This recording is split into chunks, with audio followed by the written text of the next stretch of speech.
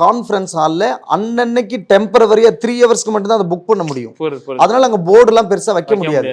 அதனால ஒரு பேனர் வெளியில கட்டியிருப்போம். கட்டியிருக்கும் போது பிரதர் நாங்க போய் 4வது வாரம் போய் உட்கார்றேன். ஒரு புதுசா ஒரு வாலிப தம்பி உட்காந்துருக்கான். அப்ப நான் அவன்கிட்ட கேட்டேன், தம்பி நீங்க வந்திருக்கீங்க, ரொம்ப சந்தோஷம், கைக்கு நீ எங்க இருந்து வந்திருக்கீங்க அப்படின்னா. நான் உங்களுக்கு சொன்ன நீங்களே சர்ப்ரைஸ் ஆவீங்க. அவன் சொன்னா இங்கிலாந்துல இருந்து வந்திருக்கான். அந்த ஸ்டெப்ஸ்ல துணி எல்லாம் தொங்க விட்டுருப்பாங்க கண்ணாடிக்கு உள்ளார. இந்த கண்ணாடிக்கு வெளியில இவங்க ஸ்டெப்ஸ்ல உட்காந்து எங்க பாப்பா இப்படி இந்த மடியில தூங்குவான், எங்க பையன் இந்த மடியில தூங்குவான். அப்படி தூங்கிட்டு என் ஒய்ஃப் அந்த சத்தியம் துணி கடைக்கு வெளியில உட்காந்துருப்பாங்க. சரி சரி. நான் கடைசியில என்ன ஆயிடுச்சுன்னா, என்னுடைய போஸ்டிங்கை மட்டும் இந்தியா முழுசு இருக்கிற எல்லா மாவட்டத்திலும் எல்லா பிரான்ச்லயும் என் போஸ்டிங் மட்டும் எடுத்துட்டாங்க. இனிமே இந்த கம்பெனிக்கு இந்த போஸ்டிங்க்கு ஒரு நபர் தேவை. 40 நாள் ஃபாஸ்டிங் இருந்திருங்க, கண்டினியூவா சாப்பிடாம 40 நாள் கிடந்திருக்கேன். 40 நாளும் சாப்பிடாம என் ஒய்ஃபு கிட்ட என்னுடைய ஆவிக்குரிய தகப்பன் மாதிரி இருந்த என்னுடைய அதை கன்ஃபஸ் பண்ண சொல்லி இந்த டெலிவரன்ஸ் நடத்தும் போது பிரதர் என் கண்ணு முன்னாடி இந்த பொண்ணோட நாக்கு இவ்வளவு தூரம் வெளியே வந்துருச்சு. அப்படியே நாக்கு வெளியில நீளமா வந்துருச்சு. அப்படியே கீழே உருண்டு பட்ட பட்ட பட்ட பட்டன்னு மீன் துள்ளுற மாதிரி துள்ளுது. பட்ட பட்ட பட்டன்னு அடிச்சுட்டு அப்படியே துள்ளுது.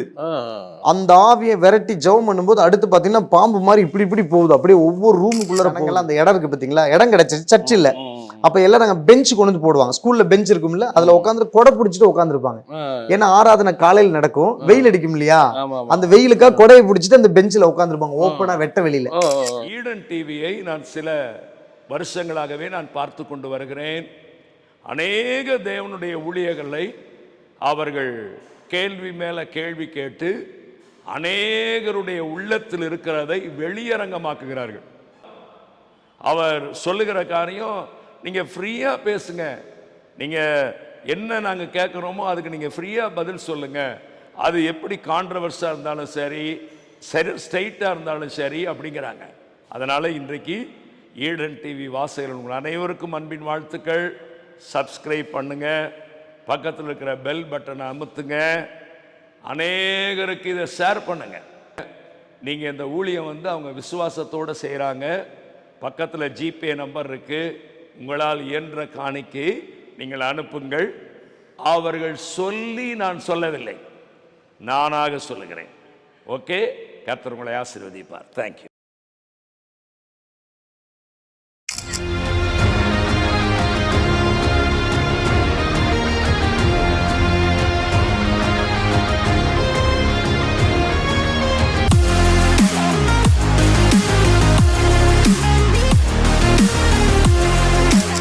உங்களுக்கு லாங்குவேஜ் இல்லைன்றீங்க, எப்படி நீங்க பேச ஆரம்பிச்சீங்க? இதை எல்லாரும் கேட்பாங்க பிரதர், எல்லாரும் எனக்கு தெரிஞ்சவங்களும் என்ன கேட்பாங்க. அவங்களுக்கு கொஞ்சம் இங்கிலீஷ் தெரியும், சரி, எனக்கும் இந்த பைபிள் காலேஜ் போனதுனால கொஞ்சம் இங்கிலீஷ் தெரியும்.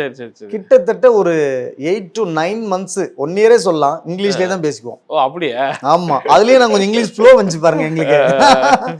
அப்ப ரொம்ப டீப்பா பேச முடியாது, ஓரளவுக்கு நாங்க என்ன பண்ணுவோம், 75% நாங்க இங்கிலீஷ்லயே பேசுவோம். சின்ன சின்ன சண்டை, சின்ன சின்ன சந்தோஷங்கள், சின்ன சின்ன ஹரிபரிஸ் எல்லாத்தையுமே அந்த இங்கிலீஷ்லயே ஷேர் பண்ணிக்குவோம். சரி, எப்படி வாழ்க்கை எப்படி ஆரம்பிச்சது, எப்படி இருந்தது அந்த நேரத்தில் பிரதர்? நான் ரிலையன்ஸ் பெட்ரோல் பங்க்ல நான் சூப்பர்வைசரா ஒர்க் பண்ணேன்.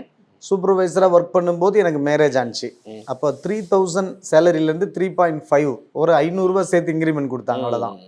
அவங்க BA முடிச்சிருக்காங்க, மாண்டிசரி முடிச்சிருக்காங்க, ஸோ நர்சரி ட்ரைனிங் அதெல்லாம் முடிச்சிருக்காங்க. அடுத்து என் சன்னு பிறந்தான், அவன் தான் இப்போ ஆலன் +1 படிச்சுட்டு இருக்கிறான் இப்போ. அதுக்கு அடுத்து 1 year கழிச்சு பார்த்தீங்கன்னா எங்க பாப்பா அடுத்து ஆக்சுவலி எங்க ஒய்ஃப் செகண்ட் பிரெக்னென்ட் ஆனாங்க. அது இப்போ எங்க பாப்பா 10th படிச்சுட்டு இருக்கிறா.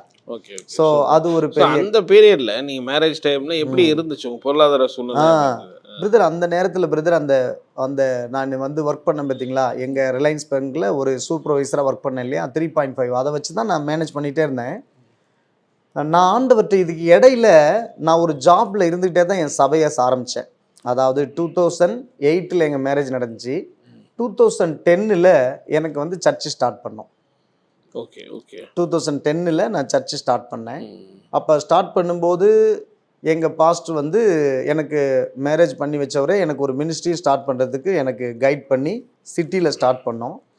அது ஒரு பெரிய ஆச்சரியமான காரியம். எப்படின்னா, எங்களை நீங்கள் தனியாக ஒரு சபை ஆரம்பிங்க அப்படின்னு எனக்கு சொல்லியிருந்தாரு. அப்போ சபை ஆரம்பிக்க சொல்லும்போது நான் அவர்கிட்ட வந்து ஒரு அசிஸ்டன்ட் பாஸ்டராக போகும்போது எங்கள் அப்பா அம்மா, என் தங்கச்சி, அதுக்கப்புறம் என்னுடைய ரிலேட்டிவ்ஸில் ஒரு சிலர், என் ஃப்ரெண்ட்ஸில் ஒரு சிலர், இப்படிலாம் சேர்ந்து ஒரு 25-30 பேர் பக்கம் அவர்கிட்ட ஒரு 25 பேராவது இருப்பாங்க. நான் அவர்கிட்ட கொண்டு போயிட்டு அவர்கிட்ட நான் அறிமுகப்படுத்தி வச்சு சர்ச்சுக்கு வர வச்சுருந்தேன். அப்போ அவர் சொன்னார், நீங்கள் இவங்களெல்லாம் யாரெல்லாம் கூட்டிகிட்டு வந்தீங்களோ அவங்களெல்லாம் கூட்டிகிட்டு போய் ஒரு சபை ஆரம்பி அப்படின்னாரு அந்த பாஸ்டர். ஆமாம். ஆனால் நான் அந்த நேரத்தில் இல்லை பாஸ்டர், நல்ல ஒரு தகப்பனை உங்களை நானே மிஸ் பண்ண விரும்பல.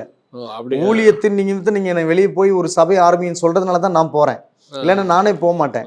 இப்போ நானே உங்களை இழக்க விரும்பாத போது எங்கள் பெற்றோராக இருக்கட்டும் நான் கூட்டு வந்து எப்படி உங்களை விட்டுட்டு வருவாங்க, அதனால இவங்கெல்லாம் உங்களை விட்டு வரமாட்டாங்க. அதனால நான் வந்து எனக்கு ஒரு அசிஸ்டன்ட் என் கூட இருந்தார், நண்பர் ஒருத்தர், அவரை மட்டும் எனக்கு கொடுங்க, நான் அவரை வச்சு நான் போய் தனியாக ஸ்டார்ட் பண்ணுறேன் அப்படின்னு. அப்புறம் அவர் அப்படியா அப்படின்னு வீட்டில் போய் அவங்க சிஸ்டர்கிட்ட அவங்க ஒய்ஃபோட பேசியிருக்கிறாரு. அப்படின்னா இவர் இவ்வளோ பெருந்தன்மை இவங்களெல்லாம் விட்டுட்டு போகிறேங்கிறாரு, நம்ம இவருக்கு ஏதாவது செய்யலாமா அப்படின்னு யோசிச்சுட்டு அவங்க 2 பேத்துக்குள்ளே பேசி அவர் சொன்னார், சரி ஒன்று பண்ணுறேன், நீங்கள் அந்த ஒரு 5-6 பேர் யூத்தை வச்சு ஆரம்பித்து 70 பேர் இப்போ காணாங்க பார்த்தீங்களா, அதில் ஒரு 5 யூத்தை உங்களுக்கு தரேன்.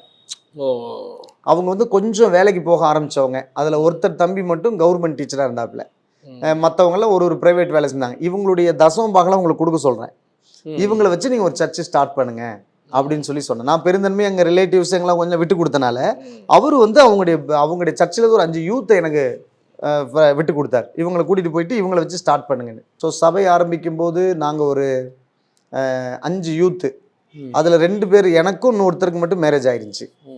அப்போ நாங்கள் 5 + 2 7 பேர் நாங்கள் எல்லோரும் சேர்ந்து போய் என்ன பண்ணோன்னா, இங்கே ஒரு first week Sunday Gandhi stadium பக்கத்துலேயே இருக்குது. அந்த காந்தி ஸ்டேடியம் கேலரி ஸ்டெப்ஸ் இருக்கும், அங்கே இருந்து அந்த கீழே இருக்கிற ஸ்போர்ட்ஸ் நடக்கும்போது பார்க்கக்கூடிய ஆடியன்ஸ்லாம் உட்கார இடம் இருக்குது. அந்த சீட்டில் உட்காந்து ரவுண்டாக அப்படி கொஞ்சம் ரவுண்டாக உட்கார முடிய ஸ்டெப்ஸ் தான், அதில் கொஞ்சம் அப்படி ஓரளவுக்கு சர்க்கிளாக அப்படி நெருங்கின மாதிரி உட்காந்து ஒரு பைபிள் போர்ஷனை வாசித்து மெதுவாக ஒரு சாங் ஹம் பண்ணி ஆளுக்கு ஒரு ப்ரேயர் பாயிண்ட்ஸுக்கு ப்ரேயர் பண்ணி ஒரு சின்ன மெசேஜ் அவங்களுக்கு நான் கொடுத்துட்டு அன்னைக்கு சண்டே சர்வீஸ் நான் முடிச்சிட்டோம். ஏன்னா அவர் எங்களுக்கு சொல்லிட்டாரு, அடுத்த வாரத்தில் நீங்களே ஒரு இடத்த கண்டுபிடிச்சி நீங்கள் ஆரம்பிச்சிடணும், இங்கே நீங்கள் வரக்கூடாது அப்படின்னு அன்பின் கட்டளையாக சொன்னார். இன்னைக்கு இப்படியே இருந்தால் இப்படியே உட்காந்துட்டு இருப்பீங்க, நீங்கள் போய் எங்கேயோ ஒன்று ஸ்டார்ட் பண்ணு போங்க அப்படின்னு சொன்னார். அதை நான் போய் இருக்கும்போது முதல் வாரம் அந்த கிரவுண்டில் அந்த இதில் தான் பண்ணோம். அப்போ பண்ணிட்டு முடிச்ச உடனே 100கணக்கான ட்ராக்ஸ் ஒவ்வொருத்தரும் கையில் கொடுத்து அந்த கிரவுண்டில் அந்த கேலரியிலேருந்து கீழே இறங்கினா கிரவுண்டு எல்லாம் விளையாண்டுட்டு இருக்காங்க பசங்க, அவங்ககிட்ட போய் எல்லாத்துக்கும் ட்ராக்ஸ் கொடுக்கணும். அப்படிதான் இங்கே நான் ஆரம்பித்தேன். ஃபர்ஸ்ட் வீக் இப்படி ஓடிச்சு. செகண்ட் வீக்கு வந்து பார்த்தீங்கன்னா ஒரு இடத்துல வந்து ஒரு ஊழியத்தோட புத்தக ஒரு நிலையம் ஒன்று இருக்குது இங்கே. அது வந்து புக் ஸ்டால். அந்த புக் ஸ்டாலில் வந்து எல்லா நாளும் ரன்னிங்கில் இருக்கும், சண்டே மட்டும் லீவில் இருக்கும். ஏன்னா சண்டே அவங்க சர்ச்சுக்கு போவாங்க இல்லைங்களா. அந்த அந்த புக் ஸ்டாலில் போயிட்டு ஒரு வாரம் சண்டே சர்வீஸ் ஸ்டார்ட் பண்ணலாம் அப்படின்னு சொல்லி அங்கே ஒரு வாரம் சண்டே ஸ்டார்ட் பண்ணோம். அங்கே நடந்துச்சு. அதுக்கு அடுத்து 3வது வாரம் வந்து பார்த்தீங்கன்னா என்னுடைய நான் வந்து ரிலையன்ஸ் பெட்ரோல் பங்கில் இருந்தேன் பார்த்தீங்களா. அந்த பங்க் வந்து ஆண்டவர் என்னை ஊழியத்துக்கு அழைக்கும் போது என்னை வந்து முழு நேர ஊழியத்துக்கு கூப்பிடுறாரு. அப்போ நான் வந்து இன்னும் எனக்கு ஒரு கன்ஃபர்மேஷன் இல்லாதனால நான் அதுலேருந்து முழுநேர ஊழியத்துக்கு வரல. அதனால இந்த ரிலையன்ஸ் பெட்ரோல் பங்க் வருது 900 சில்லற பங்கு ஒரே நேரத்தில் இந்தியா முழுசு க்ளோஸ் பண்ணாங்க. கச்சா எண்ணெய் விலை அதிகமாக இருக்குன்னு சொல்லிட்டு ஒரு காரணமாக க்ளோஸ் பண்ண. பட் எனக்கு என்னன்னா என்னை முழுநேர ஊழியத்துக்கு கூப்பிடுறாரு, நான் வரமாட்டேங்கிறேன். அப்போ என்ன பண்ணாருன்னா சரின்னு சொல்லிட்டு இந்தியா முழுசு க்ளோஸ், என்ன வேலையும் கேள்விக்குறி. அப்போ நான் என்ன பண்ணலாம் அப்படின்னு சொல்லி யோசித்து இருக்கும்போது நான் ஒரு டீலருக்கு கீழே தான், நேரடியாக ரிலையன்ஸ் கம்பெனியில் அது வந்து ஒரு டீலருக்கு கீழே தான் நான் ஒர்க் பண்ணேன். அந்த டீலர் வந்து ஒரு கன்ஸ்ட்ரக்ஷன் இன்ஜினியர். அப்போ அவர் என்ன பண்ணார், அவருக்கு இன்ஜினியருக்கு அசிஸ்டண்டாக சூப்பர்வைசராக கூப்பிட்டுக்கிட்டார் கொஞ்ச நாள். அப்போ அவருக்கு சூப்பர்வைசராக இருந்துக்கிட்டே நான் வந்து இந்த சர்ச்சை ஸ்டார்ட் பண்ணுறது ஒரு சூழ்நிலை. அப்போ 3வது வாரம் அந்த ரிலையன்ஸ் பங்கு க்ளோஸ் பண்ணிடுச்சு பார்த்தீங்களா, அதனுடைய ஆஃபீஸில் வச்சு ஒரு நாள் நாங்கள் சர்வீஸ் நடத்திக்கிட்டோம், சண்டே சர்வீஸ். 4வது வாரம் இவங்களை எல்லாத்தையும் கூட்டிக்கிட்டு ஒரு மலை மேலே போயிட்டு ஒரு பெரிய பாறையில் உட்காந்து ஏசு கிறிஸ்து மலை பிரசங்கம் பண்ண மாதிரி இவங்களை எல்லாத்தையும் உட்கார வச்சு ஒரு நாள் ஒரு சண்டே அங்கே கூட்டிகிட்டு போயிட்டேன். அங்கே கூட்டிகிட்டு போயிட்டு எல்லாரையும் பிரசங்கம் பண்ணி எல்லாருக்கும் வந்து இத்தனை பேருமே அங்கே வந்துட்டாங்களா? ஒரு 7 பேர் தானே, 7 பேர் தானே, 5 + 2 கல்யாணம் பண்ணவங்க 7 பேருமே வந்துட்டாங்க. 7 பேரும் அங்கே போய் நடத்திட்டோம். அடுத்த வாரம் எங்கே போகலாம் எங்களுக்கு தெரியல. இப்போ நாங்கள் என்ன பண்ணோம், எல்லாருமே 2 பேராக எங்கள் சிட்டியை வந்து ப்ரேயர் வாக் பண்ணோம். அப்போ அந்த ப்ரேயர் வாக் முடிக்கும்போது எங்களுக்கு ஒரு தகவல் வந்துச்சு இங்க ஒரு ஹோட்டல் இருக்குது, அது நேஷனல் ஹோட்டல்னு ஒரு ஹோட்டல். அந்த ஹோட்டல்ல ஒரு கான்ஃபரன்ஸ் ஹால் வந்து ரெண்ட்டுக்கு வாய்ப்பு இருக்குது, சண்டே ஆனா நடத்துறதுக்கு வாய்ப்பு இருக்குது அப்படின்னு சொல்லிட்டு சொன்னாங்க. நாங்க அங்க போய் விசாரிக்கும் போது ஓகே அவங்க தரேன்ட்டாங்க. தரேன்னு சொல்லி சொன்னாலும் அதுல ஒரு டிஃபிகல்ட்டி என்னன்னா, நான் கேட்டேன் வருஷம் முழுதும் எல்லா சண்டே எங்களுக்கு வேணும் அப்படிங்கிறேன். அப்ப என்னன்னாங்க சரி அப்படின்னு அவங்க சொல்றாங்க. சரின்னு சொன்னேன், அவங்களுக்கு அசூரன்ஸ் வேணும்ல. நான் சொன்னேன் இந்த ஒரு வருஷத்துக்கு உண்டான எல்லாமே எங்களுக்கு முன்னாடி கன்ஃபார்ம் பண்ணிருங்கன்னு சொல்றேன். ஒரு வருஷத்துக்கு உண்டான எல்லாமே எங்களுக்கு கன்ஃபார்ம் பண்ணிருங்கன்னு சொல்லிட்டு அவங்க சொல்றாங்க அப்படி பண்ண முடியாது, இந்த வாரம் நீங்க நடத்திட்டு அடுத்த வாரத்துக்கு இந்த வாரம் சர்வீஸ் முடிச்சோடனே நீங்க புக் பண்ணிக்கோங்கிறாங்க. அப்புறம் அந்த மேனேஜர் வந்து ஒரு நல்ல மனுஷன், அவருன்னு சொல்லுவார், சார் இங்கே 650 ரூபா பணம் கட்டி வேஸ்ட் பண்ணாதீங்க, நீங்கள் 7 பேர் தானே, 3வது 4வது மாடிக்கு போங்க, மொட்டை மாடி இருக்கு, அங்கே போய் ஃப்ரீயா உட்காந்து நீங்க பாட்டு பாடி என்ன நடத்திக்கிங்க, நீங்க இந்த இதை புக் பண்ணாதீங்க அப்படின்னுவாரு. நான் சொல்ல இல்ல எனக்கு புக் பண்ணணும், புக் பண்ணி எனக்கு தண்ணி கொண்டு வந்து வைங்க, எனக்கு டேபிள் போடுங்க, ஃபேன் கொண்டு வந்து வைங்க, எல்லாத்தையும் நான் கேட்பேன். எத்தனை பேருக்குன்னா 7 பேருக்கு, ஒரு சேர் கரைஞ்சா கூட ஏன் சேர் கரைஞ்சுன்னு கேட்பேன். ஏன்னு கேட்டேன் எனக்குள்ள ஒரு ஃபெய்த்து, பால் தங்க எல்லாம் அவருடைய டெஸ்ட் எல்லாம் கேட்டிருக்கோம் பார்த்தீங்களா, அதெல்லாம் கேட்டு எனக்கு ஒரு ஃபெய்த்து. அதனால இப்படிதான் பிரதர் ஸ்டார்ட் பண்ணேன். ஆனா இடையில இந்த அமௌண்ட் கட்ட முடியாம போராடுவேன். அப்படி போராடும் போது என் கூட ஒரு தம்பி வந்து கவர்மெண்ட் டீச்சரா வந்து இது கவர்மெண்ட் ஜாப் வாங்கியிருந்தான். அவன் மட்டும்தான் மாசம் ஒரு கிட்டத்தட்ட ஒரு 2000 ரூபா வந்து தசம்பம் கொடுப்பான். அது எங்களுக்கு பெரிய சப்போர்ட்டா இருக்கும். அப்ப அவனுக்கு என்ன ஆயிடுச்சுன்னா, அந்த தம்பிக்கு அதிகமான சேலரி வர இன்கிரிமெண்ட் வரும் இல்லையா, அவனுக்கு யோசிக்க ஆரம்பிச்சிட்டான். என்னடா 2000 கொடுத்தோம், 3000 கொடுத்தோம், 5000 கொடுக்கணுமான்னு 5000 ரூபால வரும்போது அவன் வந்து இனிமே நான் சர்ச்சுக்கு வரலங்கிற அளவுக்கு ஆயிட்டான். ரொம்ப இதாயிட்டான். அப்ப எனக்கு அது ஒரு பெரிய வேதனையா தான் இருந்தது. இடையில பிரதர் எனக்கு ஆண்டவர் ஒரு சில காரியங்களை என் கூட இருந்தது நிரூபிச்சார். எப்படின்னா, நாங்க ஆரம்பிச்ச ஒரு 4வது வாரம் இருக்கும். ஆரம்பிக்கும் போது என்ன பண்ணேன்னா, எங்க பாஸ்டர் ஆரம்பிக்கும் போது எங்களுடைய தலைமை சபையில இருந்து கொஞ்சம் பேர் வந்திருந்தாங்க. நான் எங்க சர்ச் எங்க ரிலேட்டிவ்ஸ் எல்லாம் கொஞ்சம் பேர் வந்திருந்தாங்க. சர்ச் ஃபுல்லா இருந்துச்சு. இப்ப பாஸ்டர் சொன்னாரு, பிரதர் இன்னைக்கு எல்லாம் ஃபுல்லா இருக்கிறாங்க, அடுத்த வாரத்துல நீங்க 7 பேர் மட்டும் தான் இங்க இருப்பீங்க, அதனால நீங்க மனசுல வந்து அந்த தைரியத்தை இப்பவுமே ரெடி பண்ணிக்கோங்க, அடுத்த வாரம் இவ்வளவு கூட்டம் இருக்காது அப்படின்னு சொல்லி என்னை உற்சாகப்படுத்தினாரு. அப்ப நான் சொன்னேன், இல்ல பாஸ்டர் 1 வருஷத்துல இதை ஃபில் பண்ணிடுவோம் அப்படிங்கிற மாதிரி நம்ம ஒரு வேகம் தானே உற்சாகத்துல சொல்றேன். ஆனா அடுத்த வாரத்துல 7 பேர் தான் இருக்கிறோம், அதுக்கு அடுத்த வாரம் 7 பேர், அதுக்கு அடுத்த வாரம் எனக்குள்ள சோறு வந்துருச்சு. அப்ப நான் ஆண்டவர்கிட்ட ரொம்ப ரிக்வெஸ்ட் பண்ணி கேட்டேன், ஆண்டவரே நீங்க இன்னைக்கு எனக்கு 100 பேர்லாம் வேணாம், ஒரே ஒருத்தனாவது எக்ஸ்ட்ரா வரணும், அப்பதான் நான் அந்த ஊழியத்துல ஒரு நீங்க என் கூட இருக்கீங்கன்னு ஒரு கன்ஃபர்மேஷன் ஒரு ஆண்டவரே ஜெபம் பண்ணிட்டு போறேன். 2 வாரம் போய் 3வது வாரம் அங்க வந்து ஹோட்டல்ல கான்ஃபரன்ஸ் ஹால்ல அன்னன்னைக்கு டெம்பரவரியா 3 ஹவர்ஸ்க்கு மட்டும் தான் அதை புக் பண்ண முடியும். அதனால அங்க போர்டு எல்லாம் பெருசா வைக்க முடியாது. அதனால ஒரு பேனர் வெளியில கட்டியிருப்போம். கட்டியிருக்கும் போது பிரதர் நாங்க போய் 4வது வாரம் போய் உட்கார்றேன், ஒரு புதுசா ஒரு வாலிப தம்பி உட்காந்துருக்கான். அப்ப நான் அவன்கிட்ட கேட்டேன், தம்பி நீங்க வந்திருக்கீங்க ரொம்ப சந்தோஷம், கைக்கு நீ எங்க இருந்து வந்திருக்கீங்க அப்படின்னா. இப்ப நான் உங்களுக்கு சொன்ன நீங்களே சர்ப்ரைஸ் ஆவீங்க. அவன் சொன்னா இங்கிலாந்துல இருந்து வந்திருக்கேன் அப்படின்னா. எப்படி வந்தாரு என்னன்னு நான் கேட்கும் போது அவன் சொல்லுவேன் இங்கிலாந்து வந்திருக்கேன் அப்படின்னா. எனக்கு என்னன்னா ஜோக் அடிக்கிறேன்னா உண்மையிலும் சீரியஸா இருக்குன்னு கேட்ட பிறகு அவன் சொன்னா, நான் இங்க வந்து இங்க இருந்து இங்கிலாந்துல போய் படிச்சுக்கிட்டு இருக்கிறேன், இங்க லீவுக்காக நான் வந்திருக்கிறேன், நான் ஆண்டவரை பத்தி தெரியும், நான் எங்கேயாவது ஒரு சர்ச்சுக்கு போகணும்னு நினைச்சேன், இந்த பேனரை நான் பார்த்தேன், இதை பார்த்தோன்னு எனக்கு இன்னும் இங்க வரணும் போல தோணுச்சு இந்த சண்டே, அதனால நான் இங்க இருக்கிற வரைக்கும் ஒரு 4-5 வாரம் இருப்பேன், அது வரைக்கும் வரேன்னு சொல்லிட்டு அந்த 4-5 வாரம் வந்தான். எங்களுக்கு அது பயங்கரமான எனர்ஜியா இருந்தது. ஆண்டவர் நம்ம கூட இருக்கிறாரு, ஜெபத்தை கேட்கிறாரு அப்படின்னு சொல்லிட்டு ரொம்ப சந்தோஷப்பட்டேன். அதே மாதிரி பிரதர் அந்த சபை நடத்திக்கிட்டே இருக்கும்போது ஒரு நாள் ஒரு ஸ்பெஷல் டே வருது. இடையில ஒரு வெள்ளிக்கிழமை மாதிரி ஒரு கவர்மெண்ட் ஹாலிடே, அன்னைக்கு ஒரு ஸ்பெஷல் மீட்டிங் வைக்கணும். அப்ப அன்னைக்கு புக் பண்றது கிட்டத்தட்ட அப்பெல்லாம் ஒரு 1800, 1700, 2000 பக்கம் வந்துருச்சு ஒரே நாளுக்கே. அது அப்படியே 650 ரூபா 850 இப்படியே போய் அதிகம் வந்துருச்சு. அப்படி வர டைம்ல எனக்கு வந்து காசு இல்லையேன்னு சொல்லிட்டு நினைக்கும் போது நான் ஒரு அறிக்கை செய்யறேன், இந்த வாரத்துல எக்ஸ்ட்ரா நம்ம 4 வாரம் புக் பண்றது இல்லாம எக்ஸ்ட்ரா ஒரு நாள் புக் பண்ண வேண்டியிருக்கு, அது கிட்டத்தட்ட 2000 ரூபாய் பணம் தேவை இருக்கு, யாராவது உங்கள கொடுக்க முடியும்னு விரும்புனா நீங்க கொடுங்க, கடவுள் உங்களை ஆசீர்வதிப்பார் அப்படின்னு சொல்லி நான் ஒரு அறிக்கை மாதிரி சொல்லிட்டு முடிக்கிறேன். ஒரு 7-8 பேர் தான் நினைப்பாங்க. இல்ல அப்ப கொஞ்சம் ஒரு 10-15 பேர் வந்திருந்தாங்க இடையில. அப்போ ஒரு கவர் இருந்துச்சு பிரதர், அந்த கவர்ல போட்டு ஏதோ போட்டு கீழே விட சென்னைன்னு போட்டு இருந்தது, 2000 ரூபாய் அதுல இருந்துச்சு. அப்ப அதுல கீழே ஒரு நம்பர் இருந்துச்சு. நாங்க போன் பண்ணி கேட்கும் போது சொன்னாரு, நம்பருக்கு போன யாரு அவங்க 2000 போட்டிருக்காங்க, ஏன்னா அப்பெல்லாம் யாரும் 500 ரூபாய் கவர் ஆஃபரிங் போடுறது பெரிய விஷயம், 2000 ரூபாய் போட்டிருக்காங்க, கரெக்டா தேவைக்கு அடுத்து வந்திருக்கேன்னு சொல்லிட்டு யோசித்து நான் போன் பண்ணி கேட்டா, நான் இன்னைக்கு எதாச்சியா இந்த ஹோட்டலுக்கு ஒரு கெஸ்ட்டை கார்ல கூட்டிட்டு வந்தேன், அந்த ரூம்ல கெஸ்ட் இருக்கிறாரு, நான் ஒரு கிறிஸ்டியன், நான் எங்கேயாவது சர்ச்சுக்கு போகணும், இந்த போர்டை பார்த்தேன், இந்த பாட்டு சத்தத்தை கேட்டேன், நான் வந்து உட்கார்ந்தேன், நீங்க இந்த அறிக்கை செஞ்சீங்க, அந்த அறிக்கையை பார்த்தோன்னே அந்த 2000 ஏன் நான் கொடுக்க கூடாது, நான் கொடுத்தேன். அப்ப பாருங்க என்னன்னா, எங்களுக்கு ரெகுலரா வரவங்கல்ல, அந்த ஹோட்டல்ல ஒருத்தர் ரூம் போட்டு தங்க வந்தவரோட டிரைவரு ஒரு கிறிஸ்டியன். அவரு வந்து இந்த பாடசத்தை கேட்டு வந்து உட்காந்துட்டு நான் கேட்ட அறிக்கையை கேட்டு 2000 ஒரு கவர்ல எழுதி கொடுத்துட்டு போனார்.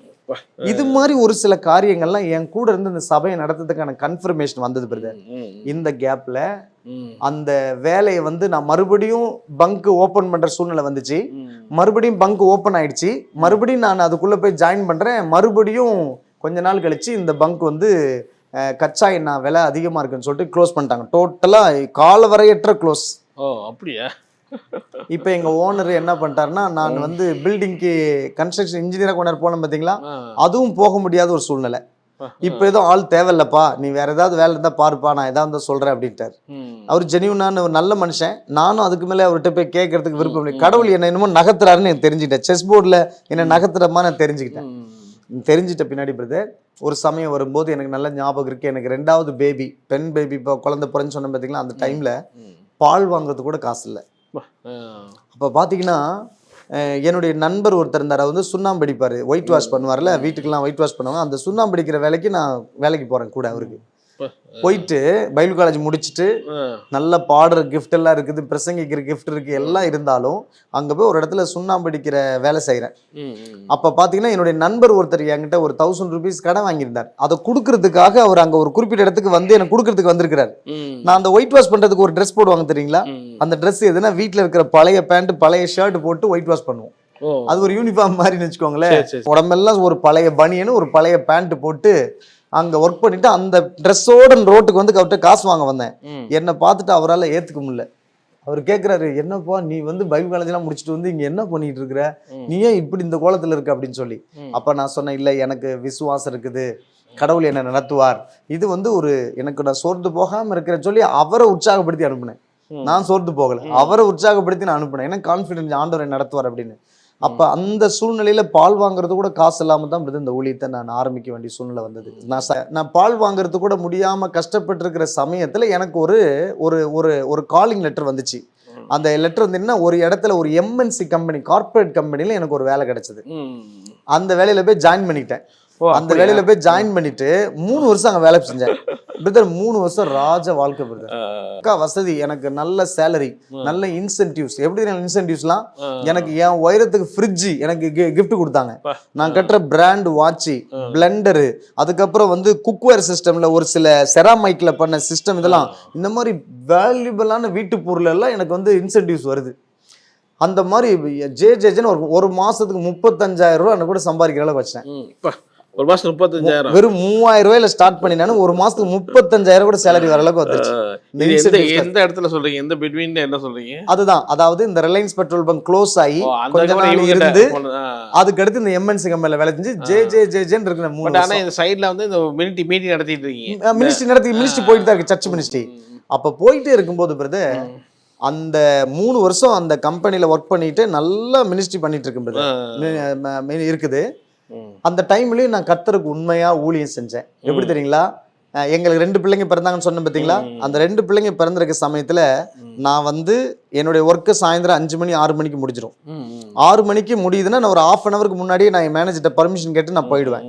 ஃபேஸ் வாஷ் பண்ணிட்டு என் பைக் எடுத்துட்டு என்ன பண்ணுவேன், அங்கிருந்து நேரா வந்து எங்க வருவேன், அந்த ஓல்டு பஸ் ஸ்டாண்ட் அவங்க இடத்துக்கு வந்துருவேன்.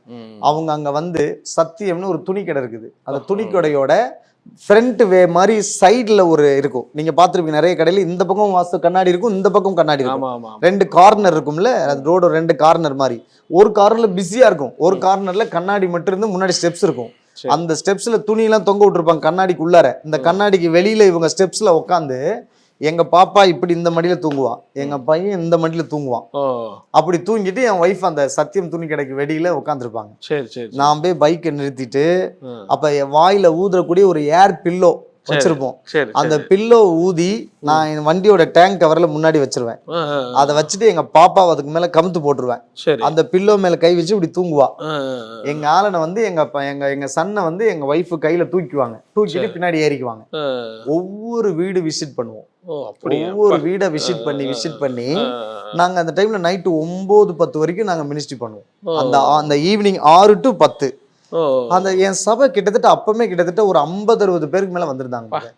அப்ப நல்ல ஒரு ஜாப்ல இருக்கும்போதே சபை வளர்ந்துகிட்டு தான் இருந்தது. அந்த மினிஸ்ட்ரி பண்ணும்போது கடவுளை நான் கொஞ்சம் ஏமாத்தினேன். எப்படின்னா 25 பேர் கொடுத்தா நான் முழுநேர ஊழியத்துக்கு வரேன்னு சொன்னேன். 50 பேர் கொடுத்தா நான் முழுநேர ஊழியத்துக்கு வரேன்னு சொன்னேன். இப்ப கிட்டத்தட்ட 50 பேர் நான் சொன்னேன் பாத்தீங்களா? இப்ப சொன்னேன் 75 பேர் கொடுத்துட்டா கண்டிப்பா நான் வந்துடுறேன்னு சொல்லியிருந்தேன்.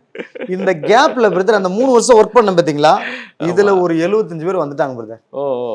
இப்ப நான் அடுத்து சொல்றேன், ஆண்டவரே 100 பேர் கொடுத்தா நான் வரேன் ஆண்டவரேன்னு சொல்லும் போது, நான் எம்என்சி கம்பெனி ஒர்க் பண்ண பாத்தீங்களா, அது வந்து எல்லா மாவட்டத்திலயும் அதுக்கான பிரான்ச் இருக்குது. நல்லா கேட்டுக்கோங்க, அது கார்பரேட் கம்பெனி, இந்திய அளவுல பெரிய கம்பெனி. கடைசியில என்ன ஆயிடுச்சுன்னா, என்னுடைய போஸ்டிங்கை மட்டும் இந்தியா முழுசு இருக்கிற எல்லா மாவட்டத்திலும் எல்லா பிரான்ச்லயும் என் போஸ்டிங் மட்டும் எடுத்துட்டாங்க. இனிமே இந்த கம்பெனிக்கு இந்த போஸ்டிங்க்கு ஒரு நபர் தேவையில்ல, கஸ்டமர் கேர் ஆபீசர் என் போஸ்டிங். சரி சரி ஓகேங்களா, சொல்லிட்டே வரீங்க. பட் இங்க போஸ்டிங்கே இப்பதான் 22 நாள் ஃபாஸ்டிங்ல இருந்தேன். இப்பதான் அந்த 22 நாள் ஃபாஸ்டிங் இருக்கு. நான் இப்போ வேலைக்கு போட்டா அடுத்து வேலைக்கு போட்டா ஊழியத்துக்கு போட்டேன். அந்த ஒரு இதுல ஏன்னா ஃபுல்லாவே உங்களுக்கு ஸ்டாப் ஆயிடுச்சு. அப்ப நான் ஒரு தீர்மானம் வந்து, நான் பைபிள் காலேஜ்ல ஒருத்தருடைய டெஸ்டிமனியை கேட்டிருக்கிறேன். அதை கேட்டுட்டு நான் என்ன பண்ணேன், காலவரையற்ற உண்ணாவிரதம் கேள்விப்பட்டிருக்கீங்கல்ல, அது மாதிரி காலவரையற்ற உபவாசம். நீங்க கதவை திறக்காம, நீங்க ஒரு அனுமதி சொல்லாம இந்த உபவாசத்தை நான் முடிக்க மாட்டேன் அப்படின்னு ஃபுல் டே பிரதர். காலையிலயும் சாப்பிட மாட்டேன், மதியானம் சாப்பிட மாட்டேன், நைட்டும் சாப்பிட மாட்டேன். தண்ணி மட்டும் குடிப்பேன். இடையில வந்து இந்த மோரு அல்லது வந்து பால் இல்லாத டீ, பால் வாங்கறதா காசு இல்லையே, அப்ப அந்த டைம் இல்லாட்டி சாப்பாடு வடிச்ச கஞ்சி தண்ணி, இது மாதிரி கொஞ்சோண்டு எதா எடுத்துட்டு 22 நாள் ஃபாஸ்டிங் இருந்தது. 22 நாள் ஒரு நேரம் கூட நான் சாப்பிடல. இப்ப நான் 22 நாள் ஃபாஸ்டிங் கேட்கிறேன். எனக்கு எங்கேயாவது கூப்பிட்டு வேலை இருக்குன்னு சொன்னாங்கன்னா வேலைக்கு போயிடுவேன். எங்கேயாவது முழுநேர ஊழியத்துக்கு பிரசங்கிக்கு கூப்பிட்டா நான் வந்து முழுநேர ஊழியன்னு எடுத்துக்குவேன். எனக்கு ஒரு தெளிவான அடையாளம் வேணும். எனக்கு என்ன செய்ய போறீங்க எனக்கு சொல்லுங்க ஆண்டவரே அப்படின்னு நான் உட்கார்ந்து. 21வது நாள் எனக்கு போன் வந்துச்சு. என்னன்னா, நான் எப்பமோ ஒரு சபையில ஒரு பைபிள் காலேஜ் மாதிரி ஆரம்பிக்கிறாங்க, அதுக்கு வந்து டீச் பண்றதுக்கு என்ன அழைச்சு, எப்பயோ என்னோட ரெஸ்யூம்லாம் வாங்கினீங்க, என்ன பைபிள் காலேஜ் முடிச்சிருக்கீங்களா, நீங்க பைபிள் டீச் பண்றதுக்கு எபிலிட்டியா, உங்களுடைய இதெல்லாம் கொடுங்க, தியாலஜி சர்டிபிகேட்லாம் கொடுங்க எல்லாம் வாங்கியிருந்தாங்க. அவங்களும் ஒரு இடத்துல அந்த பைபிள் காலேஜை ஒரு இடத்துல கனெக்ட் பண்ணி அப்ரூவலுக்காக காத்திருந்தாங்க. அப்போ அந்த அப்ரூவல் அவங்களுக்கு கிடைச்சி ஒரு பைபிள் காலேஜ் ஸ்டார்ட் பண்ண போறாங்க. அதுக்கு என்ன டீச் பண்றதுக்கு என்ன வந்து 21வது நாள் எனக்கு ஒரு ஃபோன் கால் வருது. அப்ப 21ஆம் நாள் ஃபோன் கால் வரும்போது நான் அதை பார்த்துட்டு, இவ்வளவு நாள் வரைக்கும் எனக்கு வேலைக்கு எங்கேயும் அழைப்பு வரல, பிரசங்கிக்கும் எனக்கு அழைப்பு வரல. 21வது நாள் எனக்கு பைபிள் காலேஜ்ல டீச் பண்ண கூப்பிடுறாங்க. அந்த ஓரியன்டேஷன்ல நீங்க வாங்க, வந்துட்டு வாங்க. நான் என்ன பண்ணேன், டவுட்டோட போறேன். இது எனக்கு கன்ஃபார்மா என்னன்னு கன்ஃபார்ம் பண்ணிட்டு தான் ஃபாஸ்டிங் முடிப்பேன். ஃபாஸ்டிங்கோட பிரதர் போறேன், எனக்கு கை கால்லாம் நடுங்குது, முடியல. அப்போ ஒருத்தரை கூப்பிட்டு அவர் என் வண்டியில உட்கார வச்சு என்ன கூட்டிட்டு போறாங்க. போயிட்டு அங்க இறங்கி நான் என்ன பண்றேன், போய் ஃபாஸ்டிங்கோட தான் உட்காந்துருக்கேன். அப்போ பாத்தீங்கன்னா அங்க வந்து கொஞ்சம் கொஞ்சம் அந்த டீச் பண்ண போறவங்களாம் 2-5 நிமிஷம் பேசுங்கன்னு சொல்றாங்க. அப்ப நான் பேசும்போது சொன்னேன், எனக்கு கன்ஃபார்ம் ஆயிடுச்சு, அங்க நாளையிலேருந்து நான் டீச் பண்ணுங்கிறது கன்ஃபார்ம் ஆயிடுச்சு. கையெழுத்துலாம் அங்கேயே போட்டு எல்லாமே அங்கேருந்து ஜாயின் பண்ணி அங்கேயே வந்து அந்த பைபிள் காலேஜ் ஸ்டார்ட் பண்ணதுக்கான ஓரியன்டேஷனுக்கான எல்லா அறிவிப்பும் கொடுத்து நான் ஸ்டார்ட் பண்ண சொல்றாங்க. அப்போ நான் வந்து எந்திரிச்சு நான் சொல்லும்போது, நான் வந்து இந்த மாதிரி முழுநேர ஊழியத்துக்காக நான் 22 நாள் காத்திருந்தேன். நான் இப்போ வேலை கிடைச்சா வேலைக்கு போயிடும், ஊழியத்தின் அழைப்பு கிடைச்சா ஊழியம் செய்வேன்னு சொன்னேன். உங்க இடத்துல இருந்து தான் என் முழுநேர ஊழியத்தை நான் ஸ்டார்ட் பண்றேன். இங்க இருந்தா எனக்கு காட் காலிங் அழைக்கிறாரு. அதனால நான் இன்னைக்கு இப்போ உங்க இடத்துல தான் நான் மத்தியானம் இன்னைக்கு தான் 21 நாளுக்கு அப்புறம் இன்னைக்கு தான் சாப்பிட போறேன். ஏன்னா நாளைக்கு நான் டீச் பண்ணவனா எனக்கு ஸ்ட்ரென்த் வேணும். அதனால இப்ப நான் சாப்பிட சொல்லி அங்கதான் எனக்கு சிக்கன் குழம்பு தான் வச்சிருந்தாங்க. 22 நாளைக்கு அப்புறம் சிக்கன்லாம் எடுக்காம வெறும் ரைஸ்ல கொஞ்சம் மோர் வச்சிருந்தாங்க, அந்த ரசம் வச்சிருந்தாங்க. அந்த ரசத்தையும் மோரை மிக்ஸ் பண்ணி கொஞ்சமா நான் சாப்பிட்டுட்டு அன்னைக்கு ஓரியன்டேஷன்ல ஜெபம் பண்ணிட்டு சைன்லாம் பண்ணிட்டு வீட்டுக்கு வந்தேன் பிரதர். அடுத்த நாள் டீச் பண்ண போனேன். இந்த ஃபாஸ்டிங்கோட போனதுனால பயங்கர டிரான்ஸ்ஃபர்மேஷன் ஜனங்களுக்குள்ள, நல்ல தொடுதல். அதாவது 1 மந்த் டீச் பண்ணி முடிச்ச உடனே எனக்கு வந்து சேலரி கொடுக்குறாங்க. எனக்கு ஆக்சுவலி ஒரு பிட்வீன் வாரத்துல ஒரு 2 நாள் தான் கிளாஸ் இருக்கணும். எனக்கு ஒரு 4000 5000 தான் இருந்திருக்கணும். பட் என்னன்னா சில பேர் வந்து முக்கியமானவங்க எல்லாம் வரல, என் கிளாஸ் ரொம்ப சக்சஸா இருந்ததுன்னா நீங்களே வாங்கன்னு கூப்பிட்டுட்டு அந்த மந்த் நல்ல நிறைய கிளாஸ் நான் எடுத்திருந்தேன். மற்றவங்களுடைய கிளாஸ்லாம் நான் எடுத்திருந்தேன். ஏன்னா என்ன அவங்க கேட்டுக்கிட்டாங்க, முடிக்கும் போது எனக்கு நல்ல பேக்கேஜ் இருந்துச்சு. சேலரி கொடுக்கும்போது வாங்கி பார்த்தா நான் ரெகுலரா மாசம் வாங்குற அளவுக்கு ஒரு 10,000க்கு அந்த அளவுக்கு எனக்கு சேலரி இருந்துச்சு. அதுலயே ஒரு இன்சென்டிவ்ஸ் இல்லாம எனக்கு என்ன பிக்சர்ஸ் இல்ல அந்த அளவுக்கு இருந்தது. அதை காமிச்சோன்னா ஆண்டர் சொன்னாரு, இது மாதிரி ஒவ்வொரு மாசம் உன்னை நடத்துவேன் அப்படின்னு சொன்னாரு. 10,000 தான் போதும் அந்த டைம்ல. அந்த மாதிரி ஒரு இன்சென்டிவ்ஸ்லாம் எக்ஸ்ட்ரா. அப்ப நான் 2வது மாசத்துக்கு ஆண்டவர்கிட்ட ஒரு காரணம் வச்சேன். எப்படி வச்சேன்னா, ஆண்டவரே என்னை முழுநேர ஊழியத்துல கூப்பிட்டீங்கன்னா இன்னொரு ரிஸ்க் இருக்கு ஆண்டவரே. என்னன்னா நான் கொஞ்சம் லேசி, எனக்கு நான் சும்மா வீட்டுல இருந்து ரொம்ப இதாயிடுவேன். அதனால எனக்கு மினிஸ்ட்ரியை என்ன பிஸி ஆக்குங்க ஆண்டவரே அப்படின்னு சொல்லி நான் 2வது மாசத்துல ஜெபம். ஃபர்ஸ்ட் மாசம் பைபிள் காலேஜ், செகண்ட் மாசத்துல இப்படி ஜெபம் பண்றேன் பிரதர். ஜெபம் பண்ணா உண்மையாலுமே நான் ஆச்சரியப்படுறேன். இன்னைக்கு நினைச்சு அந்த மாசத்துல மட்டும் கிட்டத்தட்ட 28 நாள் வரைக்கும் எனக்கு மினிஸ்ட்ரி இருந்துச்சு. அந்த மந்த் ஃபுல்லாவே எனக்கு அங்க எங்கன்னு எங்கேயாவது டீச்சிங் கூப்பிடுவாங்க, எங்கேயாவது மெசேஜ் கூப்பிடுவாங்க, எங்கேயாவது கன்வென்ஷன் கூப்பிடுவாங்க. இப்படி போவேன். இப்படி போகும்போது என்னால முடியலங்கிற அளவுக்கு, உடம்பு டிராவல்க்குலாம் என்னால முடியலங்கிற அளவுக்கு, போதும் ஆண்டவரே எனக்கு ஒரு மினிஸ்ட்ரியை குறைச்சா பரவாயில்லங்கிற அளவுக்கு வந்துட்டேன். ஏன்னா கடவுள் உண்மையா ஒரு மனிதனை அழைத்தா அவனுடைய ஜபத்தையும் அவனுடைய காரியங்களையும் அவர் கேட்கிறாரு. அவரு கேட்கறது நம்மளும் கொடுக்கணும், நம்ம கேட்கறது அவர் கண்டிப்பா கொடுப்பார். சோ அந்த தெளிவுக்குள்ள நான் வந்தேன் நானு. அதுக்கப்புறம் என் மினிஸ்ட்ரி ஆவரேஜா ஆனிச்சு. அதுக்கப்புறம் இவ்வளவு இடத்துக்கு நீங்க டிராவல் பண்றீங்க, இதுல உங்களுக்கு எப்படி அந்த லிங்க் இருந்ததா இல்ல கர்த்தரே வாசல்ல சூப்பர் நேச்சுரலா தான் உருவானுச்சு. ஒரு எக்ஸாம்பிள் சொல்றேனே, ஒரு முறை ஒரு பாஸ்டர் கோயம்புத்தூர்ல இருந்து ஒரு பெரிய சர்ச் வச்சிருக்க பாஸ்டர் இங்க அவருடைய பிரான்ச் சர்ச்சுக்கு அவர் ஒரு நல்ல ஒரு தீர்க்கதரிசி பிளஸ் ஒரு நல்ல டெலிவரன்ஸ் கொடுக்குற வல்லமையான ஊழியக்காரர். அவர் இங்க வராருன்னா என்னுடைய நண்பர் ஒருத்தர் நீங்க வொர்ஷிப் நடத்துங்க, என்னுடைய ஹெட் பாஸ்டர் வராருன்னு கூப்பிட்டார். நான் போய் ஒர்ஷிப் நடத்தினேன். அப்போ அவரு அந்த ஒர்ஷிப்ல தொடப்பட்டு, இந்த பிரதர் பாஸ்டா இருக்காரு, நல்ல ஒர்ஷிப் எடுக்கிற, ரொம்ப நல்லா இருக்கு, நீங்க ஒரு நாளைக்கு எங்க சர்ச்சுக்கு நாங்க ஒரு நான் ஸ்டாப் ஒர்ஷிப் 12 hours வைக்கிறோம், நீங்க வர முடியுமான்னு கேட்டார். அப்போ நான் வரேன். நான் அப்போதான் ஆரம்பத்தில் எங்கேயும் கிடைக்காத டைம் தானே, சரி நான் வரேன்னு சொல்லியிருந்தேன். போகும்போது பார்த்தீங்கன்னா நாங்கள் 2 hours என்கிட்ட கொடுத்தாரு.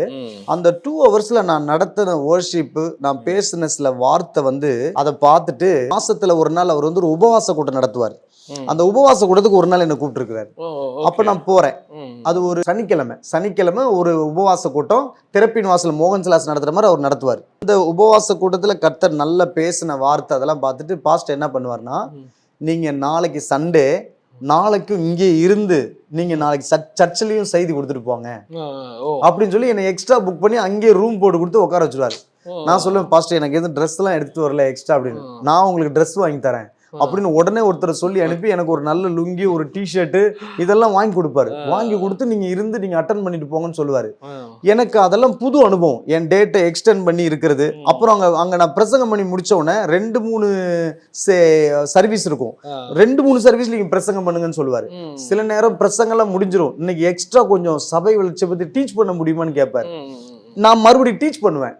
டீச் பண்ணி பிரதர் ஒரு நாள்லாம் சர்வீஸை முடிச்சு சபை வளர்ச்சிக்காக சுவிசேஷம் அறிவிக்கணுங்கிற ஒரு டீச் பண்ணும் போது அந்த பாஸ்டர் என்கிட்ட ஒரு தண்ணி டம்ளர் கொண்டு என்கிட்ட கொடுத்து, குடிச்சிட்டு நல்ல போது நிறுத்திடாதீங்க, எவ்வளவு முடியுமோ கொண்டு போங்க, டைம் எல்லாம் நீங்க யோசிக்காதீங்க அப்படின்ட்டாரு. நான் நல்லா அந்த அளவுக்கு ஆவியானவருடைய அந்த ஃப்ளோ லீடிங் நீங்க சொன்ன மாதிரி எல்லாம் கிடைச்சது. முடிச்ச உடனே அவங்களுக்கு ஒரு பிராக்டிக்கலுக்காக உடனே மினிஸ்ட்ரிக்கு 2 பேரும் அனுப்பிடுவேன். இன்னைக்கு போய் நீங்க யாருக்காவது சொல்லிட்டு 4 மணி 4:30 மணிக்கு நீங்க எல்லாரும் உங்க ரிசல்ட்டை ஃபீட்பேக் சொல்லணும். நான் மினிஸ்ட்ரிக்கு போனேன், சுவிசேஷம் சொன்ன இடத்துல என்ன நடந்துச்சு அப்படின்னு சொல்லணும்னுவேன். 4:30 மணிக்கு அவங்க ஃபீட்பேக்லாம் சொன்னதை பார்த்து பாஸ்டர் பயங்கர சந்தோஷப்பட்டு, இதை நான் ரொம்ப நாளா ஜெபம் பண்ணிட்டு இருந்தேன், இப்போ என் சபையில் இது நடந்திருக்கு அப்படின்னு. இந்த மாதிரிலாம் என் டேட் எக்ஸ்டெண்ட் ஆகும் பிரதர். அப்படி ஆணி அந்த அந்த அந்த மாதத்துல 28 நாள் பக்கம் எனக்கு தொடர்ந்து நிறைய மினிஸ்ட்ரி எல்லாம் கர்த்தர் கொடுத்தார். அப்படி என் ஆண்டவர் கண்டினியூ, அதாவது நீங்க வேலையில் இருக்கிறப்போ இல்லாத வேலையை விட்டு ஃபுல் மினிஸ்ட்ரி வரும்போது இந்த மாதிரி ஓப்பனிங் நிறைய மினிஸ்ட்ரி, நிறைய காணிக்கைகள், நிறைய கர்த்தருடைய ஊழியத்தை செஞ்சங்கிற திருப்தி எல்லாத்தையும் நல்லா வச்சிருந்தார்.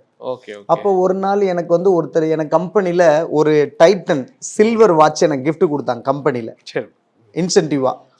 ஒரு நாள் ஊழியத்துல பார்த்தீங்களா, ஒருத்தர் பிரதர் கூப்பிட்டு உங்களுக்கு ஒரு கிஃப்ட் கொடுக்கணும், ஒரு ஷர்ட், ஒரு கோல்டு கலர் வாட்ச், கோல்டுனா கோல்டு இல்ல கோல்டு ஸ்டாப் மாதிரி அந்த வாட்ச் ஒரு கோல்டு கலர்ல எல்லாம் கொடுத்தாரு. அப்ப அதை நான் வாங்கிட்டு போய் என் வீட்டுல வைக்கும் போது ஆண்டவர் என்கிட்ட பேசுறாரு. என்னுடைய பழைய கம்பெனியில் இன்சென்டிவ் கொடுத்த சில்வர் வாட்ச் என் டேபிள் மேல இருக்கு, அதுக்கு பக்கத்துல புதுசா கொடுத்த கோல்டு கிஃப்ட் வாட்ச் பக்கத்துல கொண்டு வைக்கிறேன். ஆண்டவர் சொல்றாரு, உன் கம்பெனி கொடுத்த சில்வர் வாட்ச் நான் உனக்கு கொடுத்துருக்கேன் பாரு கோல்டு கலர் வாட்ச், இப்போ இதெல்லாம் சும்மா எனக்குள்ள பேசுறாரு ஆண்டவர். நான் உன்னை விடல, சேலரிக்கு சேலரி, உனக்கு இன்சென்டிவ் எல்லாமே நான் கொடுக்குறேன், உன்னை என்ன கைவிட்டுருக்கேன் பாரு அப்படின்னு நடத்தினார். அதை பார்த்த பிறகு நான் உற்சாகத்தோட அந்த ஊழியத்துல நான் மறுபடியும் தொடர்ந்து வந்து இடையில வந்து ஃபுல்லாவே நம்ம போலாம் அப்படின்னு ஹோப் வந்து முன்னேற ஊழியத்தை நான் செய்ய ஆரம்பிச்சிட்டேன். இதுக்கப்புறம் என் சபை கொஞ்சம் கொஞ்சமா வேகமாக வளர ஆரம்பிச்சிச்சு.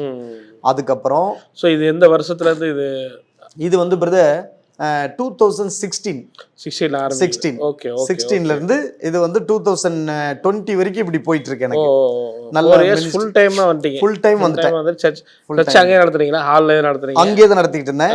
2019 வரைக்கும் அங்க நடத்தினேன். அப்ப கிரவுட் எல்லாம் நீங்க ஃபுல்லா வந்த அப்புறம் வந்துச்சு பிரதர், வந்துச்சு. ஃபுல் டைம் வந்தோம்னா இன்னும் கிரவுட் ஆயிடுச்சு. 100 பேருக்கு மேல வந்துட்டாங்க கிட்டத்தட்ட. அப்ப பாத்தீங்கன்னா 2 சர்வீஸ் அங்கேயே போட்டேன்.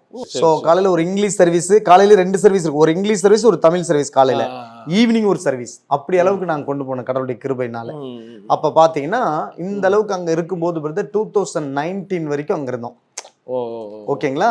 2019 வரைக்கும் 3 வருஷம் ஊழியம். எப்படி 3 வருஷம் ஊழியமும் எனக்கு வந்து நிறைய வந்து ஸ்ரீலங்கா, அப்புறம் வந்து பாத்தீங்கன்னா என்னுடைய வந்து மலேசியா, அதுக்கப்புறம் வந்து பாத்தீங்கன்னா வந்து நிறைய இடங்கள்ல, அதாவது கன்னியாகுமரி, நாகர்கோயில், மார்த்தாண்டம், திருநெல்வேலி, இந்த மாதிரி அந்த பகுதியில் எனக்கு நிறைய ஊழியங்கள் வரும்போது ஆண்டோடைய கிருபையினால் நிறைய ஊழியங்கள் நான் செய்வேன். அந்த பக்கம் போய் கன்வென்ஷன் கூப்பிடுவாங்க. நீங்க என்னவா எதை பத்தி அதிகமா டீச்சிங் அப்படி அங்க போகும்போது சர்ச்சினுடைய ஒரு ரெஃபார்மேஷன் தான் அதிகமா வந்து பாத்தீங்கன்னா சர்ச் குரோத் பிளஸ் வந்து டிசைபிள்ஷிப், சபைக்குள்ள ஒரு மனுஷனுக்கு என்ன எப்படி இருக்கணும் அப்படிங்கிறது அதிகமா எடுப்பேன். இந்த கேப்ல என் ஒய்ஃப் கொஞ்சம் மெதுவா பிரசங்கம் பண்ண ஆரம்பிச்சு அவங்க நல்ல தமிழ்ல பிரசங்கம் பண்ண. ஆமா, அவங்க நல்ல தமிழ்ல பிரசங்கம் பண்ண ரெடி ஆகிட்டாங்க அந்த கேப்ல. சோ அந்த நேரத்துல பொருளாதார சூழ்நிலை மாறுது அப்படியே. ஆமா பிரதர், ஆமா பிரதர், கடவுள் கிருபையா நடத்தினாரு. அப்புறம் அந்த டைம்ல என் கூட வந்து கொஞ்சம் ஒரு அசிஸ்டண்டா ஒருத்தர் இருந்தாரு. அவரு வந்து பாத்தீங்கன்னா அவருக்கு ஒரு தனியா சபை ஆரம்பிக்கணும்னு சொல்லிட்டு அவரு கூட்டிட்டு வந்த கொஞ்சம் பேரோட அவர் வந்து தனியா ஒரு சபை ஆரம்பிக்கிற ஒரு சூழ்நிலை அவருக்கு போறாரு. அப்ப நான் மனம் வந்து எழுப்பி அவர் கூட யாரெல்லாம் வந்தாங்களோ அவங்களை எழுப்பி நிக்க வச்சு, என் தலைமை போதகர் எனக்கு முதல்ல இருக்கும்போது எப்படி நடத்தினாரோ, என்னுடைய ஆவிக்குரிய தகப்பன், தலைமை போதகர்ல ஆவிக்குரிய தகப்பன், அவர் என்னை எப்படி நடத்தினாரோ அது மாதிரி நான் என்ன பண்ணேன், இவரை வந்து எழுப்பி இவரை தனியாக அசிஸ்டன்ட் என் கூட வந்து ஒரு அனுப்பி வச்சேன். உங்க கூட கூட்டிட்டு வந்தவங்களெல்லாம் நீங்க கூட்டிட்டு போங்கன்னு சொல்லிட்டு ஜெபம் பண்ணி அனுப்பி வச்சேன். அப்போ அந்த நேரத்துல எனக்கு கொஞ்சம் இந்த வருமான பிரச்சனை, இந்த காணிக்கு அந்த சர்ச்சை நடத்துறதுக்கான அந்த ரெண்ட் எல்லாம் பிரச்சனை ரொம்ப, அதை சமாளிக்க ரொம்ப கஷ்டமா இருந்துச்சு. அப்போ எனக்கு ஒரு பெரிய வேதனை தான். இந்த மாதிரி சூழ்நிலை இப்படி வருதுன்னு சொல்லிட்டு ஆண்டவர் வந்து எனக்குள்ள ஒரு வார்த்தையை பேசினார். எப்படின்னா, உனக்கு கொஞ்சம் நஷ்டமா இருக்கலாம், பட் எனக்கு லாபம் அப்படின்னு பேசினார்.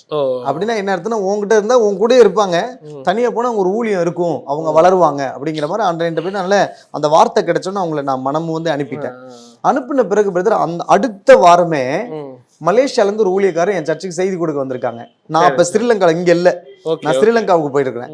அந்த டைம்ல அவர் வந்து சபையினுடைய தேவைகள்லாம் இப்படி இருக்கு, நீங்க எல்லாம் சபையினுடைய தேவையெல்லாம் சந்திக்கணும் அப்படின்னு சொல்லிட்டு ஒரு சபைக்கு ஒருத்தவங்க நல்ல ஒரு குடும்பம், ஒரு நல்ல வெல்த்தியா ஒருத்தவங்க வராங்க. அவங்கள வந்து தீர்க்க தரிசனமா சொல்லி, நீங்க இனிமே இந்த சர்ச்சோட வாடகை நீங்க கட்டணும், ஆண்டவர் உள்ளத்துல பேசுறாரு, நீங்க செய்வீங்களா அப்படின்னு கேட்டா அவங்க நாங்க செய்யறோம்னு ஒத்துக்கிட்டாங்க. அன்னையில இருந்து இன்னை வரைக்கும் சர்ச்சினுடைய வாடகை அவங்க கட்டுறாங்க. அது வந்து ஒரு பெரிய ஆச்சரியமான காரியம். ஒரு குரூப் தசமபாகம் கொடுக்குற குரூப் வெளியில போனுச்சு, அடுத்த வாரமே எனக்கு வந்து இன்னொருத்தவங்களை கொடுக்குறவங்களை எழுப்பி அவங்க வாரானா அந்த அந்த சர்ச்சினுடைய வாடகை அவங்க அடைச்சிட்டு வந்தாங்க. அது இன்னைக்கு எப்படி வந்தீங்க? நீங்க அப்ப ஹால்ல தான் இருந்தீங்களா?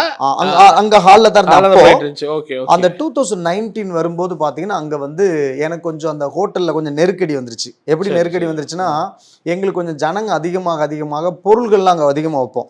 என்ன பொருள்னா, speaker box, background screen. Brother நாங்க அந்த ஊழியர் ரொம்ப கஷ்டப்பட்டோம் பிரதர். அங்க ரேட்டும் கூட்டுறாங்க. ஒரு சமயத்துல பிரதர் இந்த ஏதோ ஒரு ப்ரோக்ராமுக்கு ஸ்நாக்ஸ் கொடுத்தோம், அந்த பேப்பர் பிளேட்ல கூட வீசுந்துற பிளேட்ல கொடுக்கும்ல, அதெல்லாம் கீழே போட்டுட்டாங்க. அதனால அந்த ஓனர் கூப்பிட்டு, நீங்க வந்து காலி பண்ணுங்க, இல்லாட்டி என்னை பார்த்துட்டு அதுக்கப்புறம் வந்து நடத்த சொல்லுங்க அப்படிங்கிற மாதிரி சொல்லிட்டாரு. நான் அதை போய் ரிக்வஸ்ட் பண்ணி நல்லா ஃபாஸ்டிங் இருந்து ஜெபம் பண்ணிட்டு போயிட்டு கேட்டுட்டு அவர்கிட்ட பேசின பிறகு அவர் அதை பெருசா எடுத்துக்காம ஓகேன்னு சொல்லிட்டார், நடத்த சொல்லி ஓகே சொல்லிட்டாரு. ஃபாஸ்டிங் இருந்த பிறகு மனசே மாத்திட்டாரு. ஆனா எனக்கு இது மாதிரி நீ எத்தனை நாளைக்கு ஆண்டவரே இங்க போராடுறது, ஒவ்வொரு சின்ன சின்ன பிரச்சனைக்கும் எனக்கு ஏதாவது ஒரு இடத்த காட்டுங்க ஆண்டவரேன்னு சொல்லிட்டு. இன்னொன்று பிரதர், அங்க நடத்தும் போது அது ரெண்டட் ஹால் தானே, அந்த ரெண்டட் ஹால்னால காலையில அதிகாலை ஜெபம் அங்க வைக்க முடியாது. உபவாச ஜெபம் அங்க வைக்க முடியாது, பைபிள் ஸ்டடி அங்க வைக்க முடியாது, டயத்துக்கு தான் போக முடியும். அந்த டைம்ல பிரதர் 2-3 இடத்துல ஃபாஸ்டிங் பிரேயர் வைப்போம். செவ்வாய்க்கிழமை ஒரு வீட்டுல, வெள்ளிக்கிழமை ஒரு வீட்டுல. அப்ப சர்ச்சில் இருக்க ஒரு குரூப் ஆஃப் பீப்புள் செவ்வாய்க்கிழமை ஒரு வீட்டுக்கு வந்துருவாங்க, ஒரு குரூப் ஆஃப் பீப்புள் வெள்ளிக்கிழமை வந்துருவாங்க. இப்படி எல்லாம் நடத்திட்டு இருந்தோம். அப்படி நடத்திட்டு இருக்கும்போது பாத்தீங்கன்னா என்னாச்சுன்னா, இப்படி ரொம்ப கஷ்டப்பட்டு இருக்கும்போது நான் வந்து இப்படி இந்த பக்கம் ஒரு நாள் ஈவினிங் சர்வீஸ் முடிச்சுட்டு இப்படி வந்த பிரதர், வரும்போது இங்க ஒரு போர்டு இருந்துச்சு, இந்த இடம் வந்து ரெண்டுக்குன்னு போட்டிருந்தது. இது என்னன்னு பாக்க அந்த மன உளைச்சலோட வரேன், ஜெபம் பண்ணிட்டு என்ன இப்படி விடுறீங்க, இப்படி கஷ்டப்பட்டு நாங்க ஜனங்களை கொடுத்துட்டீங்க, ஆனா இது நிரந்தரமான இடம் இல்ல, ஒரு பிரேயர் எக்ஸ்ட்ரா வைக்க முடியல, சர்ச்சுக்கு பொருள் வாங்குறதுன்னா பிரதர் எங்கேயும் வைக்காம கஷ்டம் பிரதர் இதெல்லாம். அப்ப நான் அப்படி காரை கொண்டு போய் நிறுத்திட்டு, அப்போ ஒரு ஸ்கார்பியோ கார் ஒண்ணு ஜெபம் பண்ணி நாங்க வாங்கியிருந்தோம். ஜெபம் பண்ணி ஸ்கார்பியோ கார் ஒன்று வாங்கியிருந்தோம். அது எதுக்கு வாங்கினோம்னா, ஒவ்வொரு வாரமும் ஆட்டோவுக்கு நாங்க பணம் கொடுத்து தூரமா இருக்க ஜனங்களை ஆட்டோல கூட்டிட்டு வருவோம். அப்போ ஒரு ஆட்டோவுக்கு கிட்டத்தட்ட 700-250 ரூபா வரும், 3 ஆட்டோவுக்கு 750 ரூபா. அது மாதிரி ஒரு வாரத்துக்கு 3 ஆட்டோ விடுவோம். இது மாதிரி கொஞ்சம் காசு போகுதுன்னு சொல்லி ஒரு நாள் எங்க ஒய்ஃப் உள்ளத்துல ஆண்டவர் பேசி, இது வந்து ஆட்டோ கொடுக்குறீங்க, இது திரும்பி வராது, இதுக்கு பதிலா ஒரு கார் எடுத்துட்டு அந்த காருக்கு நீங்க மாசம் மாசம் இந்த காசை நீங்க கட்டினீங்கன்னா, ஒரு உதாரணத்துக்கு 4 வாரம் பிரதர், ஒரு வாரத்துக்கு 750 வச்சுக்கோங்களேன், 4 வாரத்துக்கு என்ன ஆச்சு 2800 ரூபா. அப்ப இந்த காசை வந்து பாத்தீங்கன்னா ஏதாவது ஒரு முக்கியமான இதுல ஒரு காருக்கு வாங்கிட்டு கட்டினீங்கன்னா அந்த கார் நமக்கு சொந்தமாயிடும்ல அப்படின்னு ஒரு நாள் எங்க ஒய்ஃப் உள்ளத்துல ஆண்டவர் பேசினார். அதை கேட்டு என் சர்ச்சில் இருக்கவங்களாம் கொஞ்ச நேரம் பேசி எல்லாம் சேர்ந்து ஒரு கார் வாங்கணும். காரை வாங்கிட்டு அந்த ஸ்கார்பியோ கார்ல தான் ஊழியங்கள்லாம் கொஞ்சம் செஞ்சோம். இங்க இருக்கிற எல்லா தாலுகாவுக்கும் கார்ல 10 பேரை மாசத்துக்கு ஒரு தடவை கூட்டிட்டு போய் ஜெபம் நடப்போம். இந்த ஜனங்கள்லாம் சந்திங்கப்பா அப்படின்னு சொல்லி. நல்லா கேளுங்க, இதெல்லாம் எனக்கு ஆச்சரியமா இருக்கு. எப்படின்னா, எந்தெந்த தாலுக்காக்குள்ள போயிட்டு எந்தெந்த டிஸ்டன்ஸ்ல சர்ச்சை விட்டு தூரமா போயிட்டு நாங்க வந்து நடந்து போய் ஜெபம் பண்ணமோ, இன்னைக்கு அங்க இருந்தெல்லாம் எங்களுக்கு ஜனங்க வராங்க. கிளை சபைகள் அங்க இருந்தெல்லாம் ஆரம்பிச்சிருக்கேன். 10 கிளை சபைக்கு மேல இங்க ஆரம்பிச்சிருக்கு. ஒரு 7 இடத்துல பிரேயர் செல் மாதிரி இருக்கு. 17 இடத்துல நாங்க ஆரம்பிச்சிருக்கோம். இதுல ஒரு 15 இடத்துல ஸ்ட்ராங் ஆயிருக்கு. 10 இடத்துல ஒரு முழு கிளை சபையாவே இருக்குது.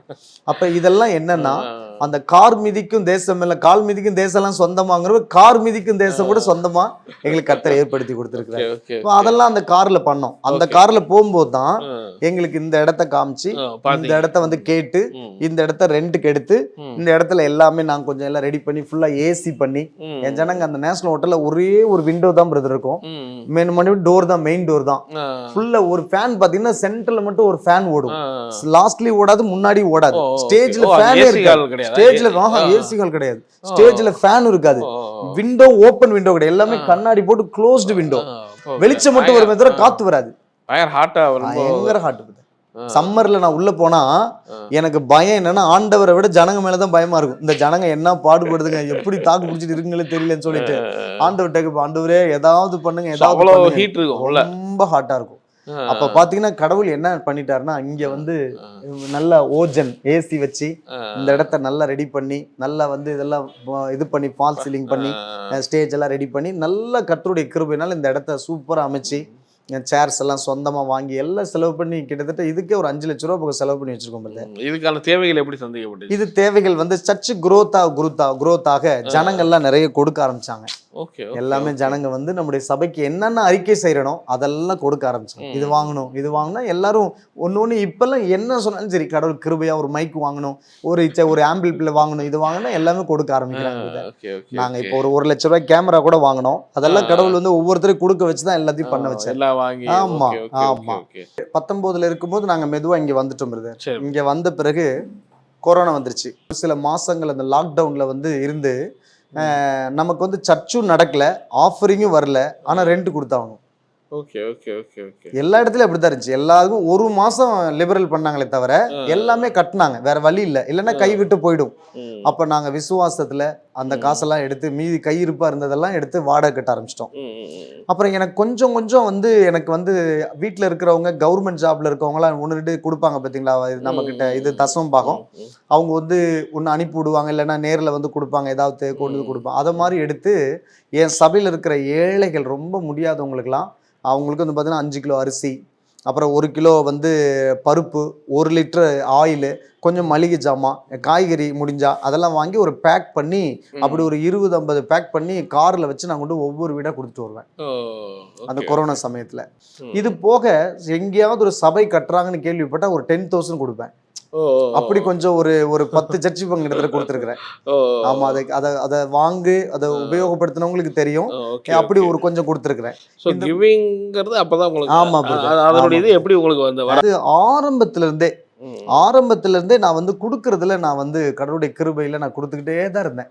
ஒரு உதாரணத்துக்கு நம்ம வந்து எப்படி சொல்லலாம், அதாவது நான் வந்து என்னுடைய சேலரியை வாங்கி அதனுடைய தசம பாகத்தை சர்ச்சில் போட்டு தான் சர்ச்சை நடத்திட்டு இருந்தேன். அப்படியே? ஆமா, அப்படி போட்டு தான் நடத்திட்டு இருந்தேன். அதுக்கப்புறம் ஊழியங்கள்ல வரும்போது மிஷினரிகளுக்கு கொஞ்சம் கொஞ்சமா செய்ய ஆரம்பிச்சுட்டு இருந்தோம். அதுக்கப்புறம் வந்து பாத்தீங்கன்னா இந்த மாதிரி கஷ்டப்படுற ஊழியர்களுக்கு கொஞ்சம் செஞ்சுட்டு இருந்தோம். அப்புறம் சபை எங்கெல்லாம் கட்டுறாங்களோ அங்கெல்லாம் விதைப்போம்.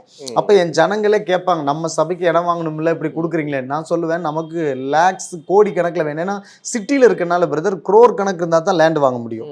அப்படி இருக்கனால நமக்கு இது வந்து விதைக்கிறோம், ஒரு நாள் அறுவடை செஞ்சு நம்ம கட்டுவோம் அப்படின்னு சொல்லிட்டு நான் கொஞ்சம் விதைச்சிட்டு இருந்தேன். அதனால கடவுள் என்னை வந்து கொஞ்சம் கொஞ்சமா மல்டிப்ளை பண்ணிட்டே இருந்தார். கொரோனா சமயத்துல ஒரு சகோதரி, அவங்களுக்கு எப்பவுமே வந்து எனக்கு கவர்மெண்ட் ஜாப் கிடைக்கணும், கவர்மெண்ட் ஜாப் கிடைக்கணும், கவர்மெண்ட் ஜாப் கிடைக்கணும் ஜெபம் பண்ணிட்டே இருப்பாங்க.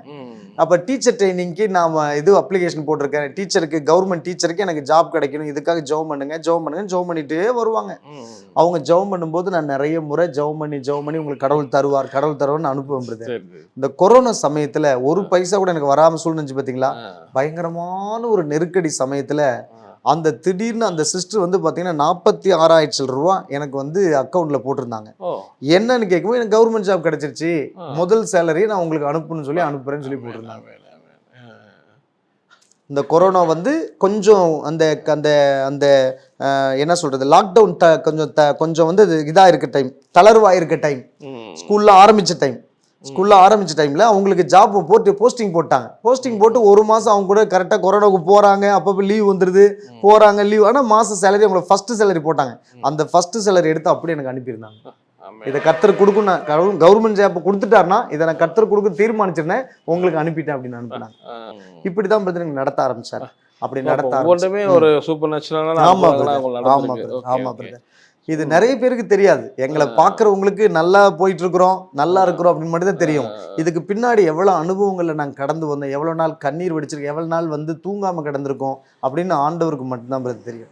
இந்த growth எல்லாம் எப்படி வந்ததுன்னு சொன்னா, நான் சொன்னேன்ல உங்களுக்கு அரை நாள், அப்புறம் வந்து பாத்தீங்கன்னா 1 நாள், அப்புறம் 3 நாள், அப்புறம் 7 நாள் ஃபாஸ்டிங், அப்புறம் 10 நாள் ஃபாஸ்டிங், அப்புறம் 22 நாள் ஃபாஸ்டிங், ஒரு முறை 40 நாள் ஃபாஸ்டிங் இருந்திருங்க. கண்டினியூவா சாப்பிடாம 40 நாள் கிடந்திருக்கேன். 40 நாளும் சாப்பிடாம என் ஒய்ஃபு கிட்ட என்னுடைய ஆவிக்குரிய தகப்பன் மாதிரி இருந்த என்னுடைய ரொம்ப ரொம்ப எனக்கு வழிகாட்டுன சில ஊழியர்கள்லாம் வந்து பார்த்துட்டு, இவனை இதுக்கு மேல ஃபாஸ்டிங் இருக்க விடாத, இவன் செத்து போயிடுவான் அப்படின்னு எங்க ஒய்ஃப் கிட்ட சொல்லி, இவனை ஃபாஸ்டிங் இருக்க ஜெபிக்க வை, ஆனா ஃபாஸ்டிங் இருக்க கூடாதுமா, உங்ககிட்ட தான் சொல்லிட்டு போறேன்னு சொல்லி அவங்கள மிரட்டி சொல்லிட்டு போயிருக்காங்க. ஒரு சேஞ்ச், எனக்குள்ளார ஒரு வல்லமை வரங்கள், எனக்குள்ள அந்த காரியம் வரணுங்கிறதுக்காக அப்படி நான் வைராக்கியமா கிடந்திருக்கிறேன். இதுக்கு இடையில ஒரு முறை ஸ்ரீலங்காவுக்கு நான் எவ்ரி இயர் நான் போவேன். ஏன்னா நாங்க பிறந்ததுனால நான் பைபிள் காலேஜ் படித்தேன் பார்த்தீங்களா, 2003 to 2006. அந்த கேப்ல ஒரு நாள் சொப்பனமும் தரிசனமும் தலைப்புல ஒருத்தர் வந்து பிரசங்கம் பண்ணார். அப்போ உங்க நோட் எடுத்து எழுதுங்க, உங்களுக்கு என்ன தரிசனம் இருக்குன்னு எழுதுங்கன்னாரு. அப்ப நான் சொன்னேன், என்னுடைய சேலம் மாவட்டத்துல 1000 பேர் இருக்க சபையை நான் ஸ்தாபிக்கணும் அப்படின்னு நான் எழுதினேன். 2வது, என் பிறந்த மண்ணு ஸ்ரீலங்காவுக்கு நான் சுவிசேஷம் அறிவிக்கணும் 2 எழுதினேன். அப்ப இதை எழுதும் போது அதுல ஒரு காரியம் பிரதர், இப்ப வந்து பாத்தீங்கன்னா நான் வந்து இப்ப இருக்கிற சபை கிட்டத்தட்ட எனக்கு 800 பேர் வரைக்கும் நான் வந்து கிறிஸ்துமஸ் நிகழ்ச்சி நடத்தும் போது ஒரு 700-800 பேர் வரைக்கும் எனக்கு ஜனங்க வராங்க. என் கண்ணுல பாத்துட்டேன். ஆமா, என் கண்ணு போட்டோலாம் உங்களுக்கு காமிச்சு என் கண்ணுல பாக்குறேன். 1000 பேர் சீக்கிரம் தொற்றுவேன். இந்த பக்கம் ஸ்ரீலங்காவுல நான் மண்ணுல சுவிசேஷ விதைக்கணும் அன்னைக்கு 2003 to 2006 நான் ஜெபிச்சது, இன்னைக்கு எனக்கு ஸ்ரீலங்கால ஒரு சபையே உருவாயிடுச்சு. கடவுளுடைய கிருபை பிரதர். ஒரு முறை நான் வந்து எந்த ஏரியால ஓபன் பண்ணிருக்கீங்க? அதான் ஹட்டன் பக்கத்துல ஒரு இடம். அப்ப அங்க பாத்தீங்கன்னா அங்க போய் ஒரு முறை எங்களுடைய ரிலேட்டிவ்ஸ் வீட்டுக்கு நான் போயிருக்கிறேன். அந்த ரிலேஷன் வீட்டுக்கு பக்கத்துல ஒரு பிலிவர், அந்த பிலிவர் வீட்டுல வந்து பாத்தீங்கன்னா ஒரு முறை ஒரு பிசாசு பிடிச்ச ஒரு பொண்ணுக்காக ஜெபம் பண்ண கூட்டிட்டு வராங்க. அவங்க நிறைய இடத்துல கூட்டிட்டு போயிருக்காங்க. அந்த பொண்ணுக்கு வந்து நிறைய இடத்துல போய் ஜெபம் பண்ணி, அது ரொம்ப வித்தியாசமான ஸ்டோரி பிரதர். சிம்பிளா நான் சொல்லணும்னா, அந்த பொண்ணு ஒரு நல்ல ஆவிக்குரிய சபையில இருந்திருக்கு, சண்டே கிளாஸ்ல நடத்திட்டு இருந்திருக்கு. அந்த பொண்ணோட பேக்ரவுண்டு கேத்தலிக் பேக்ரவுண்ட். அப்ப அந்த கேத்தலிக் பேக்ரவுண்ட்ல என்ன பண்ணிட்டாங்கன்னா, அவங்களுடைய இந்த பொண்ணோட மாமா, அம்மாவோட தம்பி, அவங்களுக்கு கல்யாணம் பண்ணி வைக்கணும்னா உங்க ஃபேமிலியெல்லாம் மறுபடியும் கேத்தலிக் சர்ச்சுக்கு வரணும் அப்படின்னு சொல்லி கூப்பிட்டதுனால இவங்க எல்லாம் அந்த பொண்ணை வந்து ஒரு ஆவிக்குரிய சபையில இருந்து எடுத்துட்டு போயிட்டு அங்க வச்சிருக்கிறாங்க. அப்ப அங்க வந்து பாத்தீங்கன்னா சில காரியங்கள், அந்த சில பூஜை சில காரியங்கள்லாம் பண்ணுவாங்க பாத்தீங்களா, அதெல்லாம் பண்ணும்போது இந்த பொண்ணுக்குள்ளார திடீர்னு ஏதோ ஒரு பலவீனத்தின் தாக்கம் அவளுக்குள்ள வந்து சில டைம் வந்து பாத்தீங்கன்னா தண்ணியில போய் குதிச்சிரும். சில டைம் பாத்தீங்கன்னா ஊர்ல பண்டிகை வரும்போது அந்த தீ மிதிக்கிறது இந்த மாதிரி இதெல்லாம் அந்த பிள்ளை போய் மிதிச்சிட்டோம். யாராவது சட்டியில அந்த நெருப்பு எடுத்துட்டு போயிட்டு அந்த தீச்சட்டி தூக்குன்னு சொல்லுவோம், அது வந்து இந்த பிள்ளை புடிங்கிட்டு போய் இந்த பிள்ளை தூக்கிட்டு ஓடிடும். இந்த மாதிரிலாம் அந்த பிள்ளைக்குள்ளார சில பலகீனங்கள் வந்து கையெல்லாம் அறுத்துக்கும். நான் போயிருக்கும் போது இந்த மாதிரி இந்தியாவில இருந்து ஒரு பாஸ்டர் வந்திருக்கிறாரு, அந்த பாஸ்டர் வந்து ஜெபம் பண்ணுவாங்க அப்படின்னு எனக்கு கூட்டிட்டு வந்திருக்காங்க. கூட்டிட்டு வந்திருக்கும் அந்த பொண்ணு நார்மலா இருந்தது. நான் அந்த பொண்ணுடைய ஜெபிக்க போறேன்னு தெரிஞ்சோம் அந்த பிள்ளை மூஞ்சி தூக்கிட்டு ஒரு மாதிரி ரொம்ப கோவமா இருக்குது. அப்ப அந்த பொண்ணு ஜெபம்லாம் வேண்டாமா, நம்ம சும்மா கொஞ்ச நேரம் பேசுவோம், நீ என்ன படிக்கிற எப்படி படிக்க இப்படி கேட்டு கேட்டு கேட்டு அந்த பொண்ணு பிரச்சனை எல்லாம் கேட்கும்போது நான் எங்க பாட்டி வீட்டுல நல்லா சந்தோஷமா இருந்தேன். எங்க அம்மா வந்து எங்க அம்மாவோட தம்பி கல்யாணத்துக்காக அவங்க எல்லாம் போன்னு சொல்லி என்னை வலுக்கட்டாயமா என் பாட்டி வீட்டுல இருந்து என்னை கூட்டிட்டு வந்துட்டாங்க. எனக்கு அது வந்து எனக்கு இங்க பிடிக்கல, எங்க பாட்டி வீட்டுல இருக்கும்போது நான் சந்தோஷமா இருந்தேன், அதனால எங்க அம்மா மேல கோபம், எங்க அம்மாவை மன்னிக்க முடியல, இப்படிலாம் சில காரியங்களை சொல்லும்போது அதனுடைய அந்த பாதிப்புடைய ரூட் என்னன்னு கண்டுபிடிச்சி அதை கன்ஃபஸ் பண்ண சொல்லி இந்த டெலிவரன்ஸ் நடத்தும் போது பிரதர் என் கண்ணு முன்னாடி இந்த பொண்ணோட நாக்கு இவ்வளவு தூரம் வெளியே வந்துருச்சு. அப்படியே நாக்கு வெளியில நீளமா வந்துருச்சு. அப்படியே கீழே உருண்டு பட்ட பட்ட பட்ட பட்டன்னு மீனை துள்ளுற மாதிரி துள்ளுது. பட்ட பட்ட பட்டன்னு அடிச்சுட்டு அப்படியே துள்ளுது. அந்த ஆவியை விரட்டி ஜெபம் பண்ணும்போது அடுத்து பாத்தீங்கன்னா பாம்பு மாதிரி இப்படி இப்படி போகுது, அப்படியே ஒவ்வொரு ரூமுக்குள்ளார போகுது, நாக்க நீட்டி நீட்டி வெளியே எடுக்குது. இப்படி பாத்தீங்கன்னா நாங்க கொஞ்ச நேரம் ஜெபம் பண்ணும்போது வீட்டுக்குள்ள வந்திருந்தவங்க அவங்க அம்மாவை தவிர எல்லாம் வீட்டை விட்டு வெளியே ஓடி போயிட்டாங்க பயந்துட்டு. வெளியில போய் ஜன்னல்ல எட்டி பாக்குறாங்க என்ன நடக்குதுன்னு. நீங்க மட்டும் உள்ள இருக்கீங்க, நான் மட்டும் உள்ள இருக்கிறேன். வெளியே வந்தவங்க கதவையும் சாத்திக்கிட்டாங்க. வெளியில வந்தவங்க அந்த அம்மா என் கூட இருக்கு, நீங்க பயப்படாதீங்க, ஆண்டவர் இங்க இருக்கிறாரு, பயப்படாதீங்க, முன்ன நடந்துச்சா இப்பயே நடக்குது, நான் ஜெபம் பண்ணும்போது ஆண்டவர் இங்க இருக்கிறது நடக்குது, பயப்படாதீங்கன்னு சொல்லிட்டு அந்த பிள்ளையை கூப்பிட்டு டெலிவரன்ஸ் நடத்தினா கிட்டத்தட்ட ஒரு 20-25 ஆவி அந்த பிள்ளைக்குள்ள இருந்து ஒண்ணு ஒண்ணா சொல்லி போகுது. நான் இப்படி இருக்கேன், நான் அப்படி இருக்கேன், அப்படி சொல்லி சொல்லி போகுது. அது போகும்போது பிரதர் இதெல்லாம் பார்த்தவங்க அது டெலிவரன்ஸ் ஆயிடுச்சு. எல்லாம் டெலிவரன்ஸ் ஆகி தண்ணி குடிச்சு எல்லாம் முடிச்ச பிறகு அடுத்த நாள் ஒரு ஸ்பெஷல் மீட்டிங் அங்க வைக்கலான்னு வைக்கிறோம் அந்த வீட்டுல, அந்த பிலீவர் வீட்டுல. எங்க வீட்டை சுத்தி இருந்தவங்க அதை பார்த்தவங்களாம் அவங்கவுங்க ஜபத்துக்கு வந்துட்டாங்க. எல்லாரும் இங்க என்னமோ நடக்குது, ஆண்டவர் ஏதோ செய்யறேன்னு வந்துட்டாங்க. அப்ப எங்க அண்ணனோட ஒய்ஃப் அண்ணி அவங்களுடைய பிள்ளைங்க எல்லாம் வந்து சொல்லும் போது நான் என் வாழ்க்கையில் நடந்த சாட்சி எல்லாம் சொல்லி அவங்களுக்கு காஸ்பல் சொல்லி அவங்களுக்கு ஜெபம் நடத்துறேன். எல்லாரும் அழ ஆரம்பிக்கிறாங்க. அழ ஆரம்பிச்ச பிறகு எங்க அண்ணி எல்லாம் முதல் முறை அழுகுறாங்க. அப்ப கேட்கும்போது அவங்க சொன்னாங்க, நான் அந்த 2-3 நாள் அங்க இருந்துட்டு ஸ்ரீலங்கால இருந்து நான் இந்தியா வந்துட்டேன் பிரதர். அப்ப அங்க ஒரு பாட்டு பாடினேன். அப்ப வந்து பாத்தீங்கன்னா நம்முடைய ஜோசப் ஆல்ட்ரினரோட சாங் என்னன்னா, தலை சாய்க்கும் கல்நீர் ஐயா, மூளை கல்நீர் ஐயா, கல்நீர் ஐயா, ஏல் பெத்தேல் இது வானத்தின் வாசல் அப்படின்னு சொல்லி இந்த பாட்டை பாடிட்டு நல்ல ஒரு ஜெபம் பண்ணிட்டு வந்துட்டோம். அந்த பாட்டுல சொன்ன வார்த்தை வரிகள் பாருங்க பின்னாட்கள் ஒரு ஆசீர்வாதம் ஆயிருக்கு. என்ன ஆயிருக்குன்னா அந்த வீட்டுக்கு அதை பார்த்தவங்க ஜெபிக்க ஒவ்வொருத்தரா வந்திருக்கிறாங்க. 2 பேரு 5 பேரு 10 பேர்னு வந்திருக்காங்க. அவரு என்ன பண்ணிருக்கீங்கன்னா இவ்வளவு பேர் ஜெபிக்க தொடர்ந்து வந்துகிட்டே இருக்காங்க, சாயந்தரத்துல ஒரு ஜெப கூட்டம் நடத்தலாம்னு சொல்லி அவரு அந்த வீட்டுல நடந்தவர் அவரு ஒரு 10 பேரை வந்திருக்காங்கன்னு சொல்லி ஞாயிற்றுக்கிழமை சாயந்தரம் ஒரு ஜெப கூட்டம் நடக்க ஆரம்பிச்சிருக்கிறாரு. அப்படியே அடுத்த வாரம் 2 பேர் சேர்ந்து இன்னைக்கு கிட்டத்தட்ட 100 பேருக்கு அதிகமா கூட கிறிஸ்துமஸ் டைம்ல வராங்க. அவ்வளவு பேர் இன்னைக்கு அங்க வந்து ஜெபிக்க வராங்க. அவங்களுக்கு அந்த எஸ்டேட்லயே ஒரு இடத்தை வந்து சர்ச்சு கட்டுறதுக்காக ஃப்ரீயா கவர்மெண்டே அலாட் பண்ணி கொடுத்துட்டாங்க. அந்த இடத்துல சர்ச்சு கட்டுறதுக்கு ஒரு முறை வந்து எனக்கு வந்து நான் ஒவ்வொரு முறை போகும்போது அவங்களை என்கரேஜ் பண்ணி நல்ல மெசேஜ் கொடுத்து அவங்களோட இருந்துட்டு வருவேன். அப்ப என்ன மூலமா அந்த சபைகள் உருவானதுனால அவரும் அந்த சந்தோஷப்பட்டு இந்த ஒரு பாஸ்டர் அவரே அந்த சபையினுடைய ஊழியரா இருக்கிறார், பாஸ்டரா இருக்கிறார். அப்ப அவருக்கு பாஸ்டரா அந்த சபை நடத்தக்கூடிய ஆர்டினேஷன் கொடுத்து அவர் நடத்தக்கூடிய காரியங்களை செஞ்சு கொடுத்துட்டு அங்க ஒரு சபை கட்டுறதுக்கு ஒரு அடிக்கல் நாட்டிட்டு நாங்க ஜெபம் பண்ணிட்டு வந்தோம். அப்ப பாத்தீங்கன்னா ஒரு முறை வந்து பாத்தீங்கன்னா அவங்க எல்லாம் வந்து ஜனங்கள்லாம் அந்த இடம் இருக்கு பாத்தீங்களா, இடம் கிடைச்சிச்சு, சர்ச் இல்ல. அப்ப எல்லாம் நாங்க பெஞ்ச் கொண்டு வந்து போடுவாங்க, ஸ்கூல்ல பெஞ்ச் இருக்கும்ல, அதுல உட்காந்து கொடை பிடிச்சிட்டு உட்காந்துருப்பாங்க. ஏன்னா ஆராதனை காலையில நடக்கும், வெயில் அடிக்கும் இல்லையா, அந்த வெயிலுக்காக கொடையை பிடிச்சிட்டு அந்த பெஞ்சில உட்காந்துருப்பாங்க ஓப்பனா வெட்ட வெளியில. அப்ப இந்த போட்டோஸ் எல்லாம் எனக்கு அனுப்புவாங்க. இதெல்லாம் நான் கொஞ்சம் வச்சிருந்தேன். மலேசியால இருந்து ஒரு ஊழியக்காரர் இங்க வந்திருந்தாரு. அப்ப அவரோட நான் ஜம்மு காஷ்மீருக்காக ஊழியத்துக்கு நான் போயிருந்தேன். ஒரு மாச கணக்குல அவர் கூட இருக்கேன். அப்ப அவரு ஸ்ரீலங்கன் மேல ஒரு ரொம்ப கேரா இருந்தார். ரொம்ப ஸ்ரீலங்கா மேல ஒரு பெரிய அவருக்கு ஒரு இது இருந்துச்சு. அப்போ ஒரு பாரம். அப்ப அவர் என்கிட்ட ஸ்ரீலங்கா பத்தி கேட்கும்போது எனக்கு ஒரு மாதிரி ஒரு சர்ச் இருக்கு அப்படின்னு. அப்படியா, எங்க இருக்குது எல்லாம் கேட்டார். நான் கூட ஸ்ரீலங்காவுக்கு போகணும் ஊழியெல்லாம் செய்யணும்னு சொல்லிட்டு இருந்தார். அப்போ அவர்கிட்ட அந்த போட்டோவை எடுத்து காட்டணும் எனக்குள்ள ஒரு லீடிங் இருந்துச்சு. அந்த போட்டோவை எடுத்து அவர்கிட்ட காட்டினேன். ஏன் இதெல்லாம் இப்படி கொடையை பிடிச்சிட்டு உட்காந்துருக்காங்கன்னு கேட்டார்.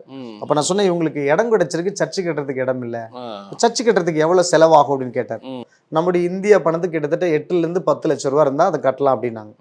அப்போ அதை சொல்லும்போது அதை நான் அவர்கிட்ட சொன்னேன். சொல்லும்போது நான் கடைசியாக வந்து காஷ்மீர்லேருந்து நான் திரும்பி என் வீட்டுக்கு ரிட்டர்ன் வர அன்னைக்கு முதல் நாள் நைட்டு ஒரு ரூமில் நாங்கள் தங்கியிருக்கிறோம். அந்த இடத்துல தங்கி இருக்கும்போது என் கையில் கொஞ்சம் அமெரிக்கா டாலர் எடுத்து என் கையில் கொடுத்து, இதை கொண்டு சர்ச்சை கட்ட ஆரம்பிக்க சொல்லுங்க, மீதியை நான் ஒரு சமயம் வரும்போது நான் கொடுக்குறேன் அப்படின்னு சொல்லிட்டேன். அதில் எடுத்து பார்க்கும்போது எனக்கு ரொம்ப ஆச்சரியமாக இருந்தது பிரதர். கிட்டத்தட்ட ஒரு $2000 என்னமோ அதில் இருந்துச்சு. அதில் வந்து எடுத்து அதை நான் கொண்டு போயிட்டு அப்போ வந்து அவங்களுக்கு கொடுத்து கிட்டத்தட்ட அந்த காரியத்தை ஆரம்பிக்கும் போது அவனுடைய பெரிதான கிருபையினால அந்த சபையை கட்ட ஆரம்பிச்சு அதனுடைய தேவைகள்லாம் சந்திக்கப்பட்டு நீங்க முழுசா அதை கட்டி முடிச்சாச்சு. அந்த சபையில நீங்க 100க்கு அதிகமான ஜனங்க வராங்க. அந்த இந்த டைம்ல ஆண்டவருடைய கிருபையினால இப்படி ஸ்ரீலங்கா ஊழியமும் இப்படி கட்டப்பட்டிருக்கு. ஸோ ஒவ்வொரு ஸ்டெப்பையுமே ஆண்டவர் வந்து உங்களுக்கு அழகாக வித்தியாசமா நடத்தியிருக்காரு. அது அந்தந்த நேரத்துல தான் சந்திக்கப்படுது. எதுவுமே பிளானா பெருசாலாம் இல்லை. நிறைய இப்போ 2025-26 ஆயிடுச்சு. எப்படி ஃபீல் பண்றீங்க? குறைஞ்சது ஒரு 25,000 ஸ்கொயர் ஃபீட்ல ஒரு தென்னந்தோப்பு மாதிரி இருக்கணும். அந்த தோப்புக்குள்ளார நல்ல ஒரு ஷெட்டு, அருமையான ஒரு ஷெட்டு போட்டு அதை சுத்திலும் நல்ல ஒரு பால் சீலிங் மாதிரி வச்சு ஏசி வச்சு ஜனங்களை கூப்பிட்டு அங்கே ஆராதிக்க வைக்கணும். ஒவ்வொரு கிராமங்களுடைய கிளை சபைக்கும் ஒவ்வொரு வாகனத்தை வாங்கி வந்து என்ன பண்ணும், அவங்கள ஜனங்களை கூட்டிட்டு வரதுக்கு ரெடி பண்ணும். அவங்களெல்லாம் கூட்டிட்டு வந்து அந்த சபையில வச்சு அந்த சபையை நடத்தணும் அப்படிங்கிறது காரியம். எங்களுக்கு வந்து அதனுடைய நாங்கள் போட்ட பட்ஜெட்ல ஒரு 1/4 பாகம், கிட்டத்தட்ட 1 கோடி ரூபான்னு வச்சுக்கோங்களேன். அதுல 1/4 பாகம் அளவுக்கு நாங்க கொஞ்சம் காசெல்லாம் சேர்த்து ஏதாவது ஒன்று பண்ணணும்னு சொல்லி சர்ச்சு கட்டுறதுக்கு ரெடி பண்ணியிருக்கிறோம். ஜனங்கள்லாம் கொஞ்சம் கொஞ்சம் கொடுத்துட்டு இருக்காங்க. கொடுக்குறேன்னு ப்ராமிஸ் பண்ணி எல்லாம் பிளட்ஜ் பண்ணிட்டு இருக்காங்க. பார்க்கக்கூடிய நேயர்களுக்கு, விசுவாசிகள், ஊழியர்கள், அவங்களுக்கு என்ன சொல்ல விரும்புறீங்க கடைசி? Very good brother. என்னன்னா, நம்ம தாயின் கற்பத்துல இருக்கும் போதே தேவன் நம்மளை முன்குறிக்கிறார், ஒரு திட்டத்தோட முன்குறிக்கிறார். நான் தாயின் கற்பத்திலேயே என் திட்டத்துக்கு பிசாசு குறி வச்சு நான் தாயின் கற்பத்திலே நான் அழிஞ்சிடணும் அப்படிங்கிறது பிசாசு திட்டமிட்டான். ஆனா ஆண்டவர் என்னை அழிய விடலை. தாவீதை போல நான் வந்து தாயின் கர்ப்பத்துல உற்பவித்த நாள் முதற்கொண்டு அவர் என்னை பாதுகாத்து என்னை பத்திரமா வெளியே கொண்டு வந்தார். அதுக்கப்புறம் நான் தான் இந்த கருவிலேயே அழிய வேண்டியவன். என்னை வச்சு என் குடும்பத்தை ரட்சிப்பு நடத்தினார். என்னை வச்சு என் குடும்பத்தை ரட்சிப்பு நடத்தும் போது, என் குடும்பத்தை ரட்சிப்பு நடத்துவதற்கு நான் உண்மையா இருந்ததுனால என்னை அநேகரை ரட்சிப்பு நடத்துவதற்கு என்னை சபைக்கு என்னை மேய்ப்பனாக்கினார். இந்த சபையில நான் உண்மையா இருந்தனால நிறைய கிளை சபைகளை உருவாக்கி என்னை ஒரு அப்போஸ்தலனா உருவாக்கிட்டு இருக்கிறார். அப்போ இந்த தாயின் கற்பத்திலிருந்து உருவாக்கி இன்னை வரைக்கும் நடத்தி வர விதத்தை நான் பார்க்கிறேன். உன் அறிவுக்கு எட்டாததும் உன் புத்திக்கு உயராததுமான பெரிய காரியத்தை செய்வேன். அவரால் தெரிந்து கொள்ளப்பட்டவர்களுக்கு அவர் ஏற்படுத்தினவைகளை கண் காணவும் இல்லை, காதுகள் கேட்கவும் இல்லை, அவருடைய இருதயத்தில் தோன்றவும் இல்லை. அவ்வளவு பெரிய மாபெரும் திட்டங்களை கர்த்தர் வச்சிருக்கிறார். அவரோட இணைஞ்சு பயணம் பண்ணா அப்படிப்பட்ட மாபெரும் காரியங்கள்ல கர்த்தர் நம்மளை பயன்படுத்துவாரு. தாழ்மையோட, தேவ பயத்தோட, உண்மையோட, பரிசுத்தோட இந்த ஊழியத்தை நாம் நிறைவேற்றணும் அப்படிங்கிறது தான் எல்லாருக்கும் நான் சொல்லி கொடுக்குறேன். ரொம்ப நன்றி. நேரத்தை ஒதுக்கி ரொம்ப அருமையாக உங்க சாட்சிகளை எங்களோட ஷேர் பண்ணீங்க. ரொம்ப நன்றி. Thank you for the price.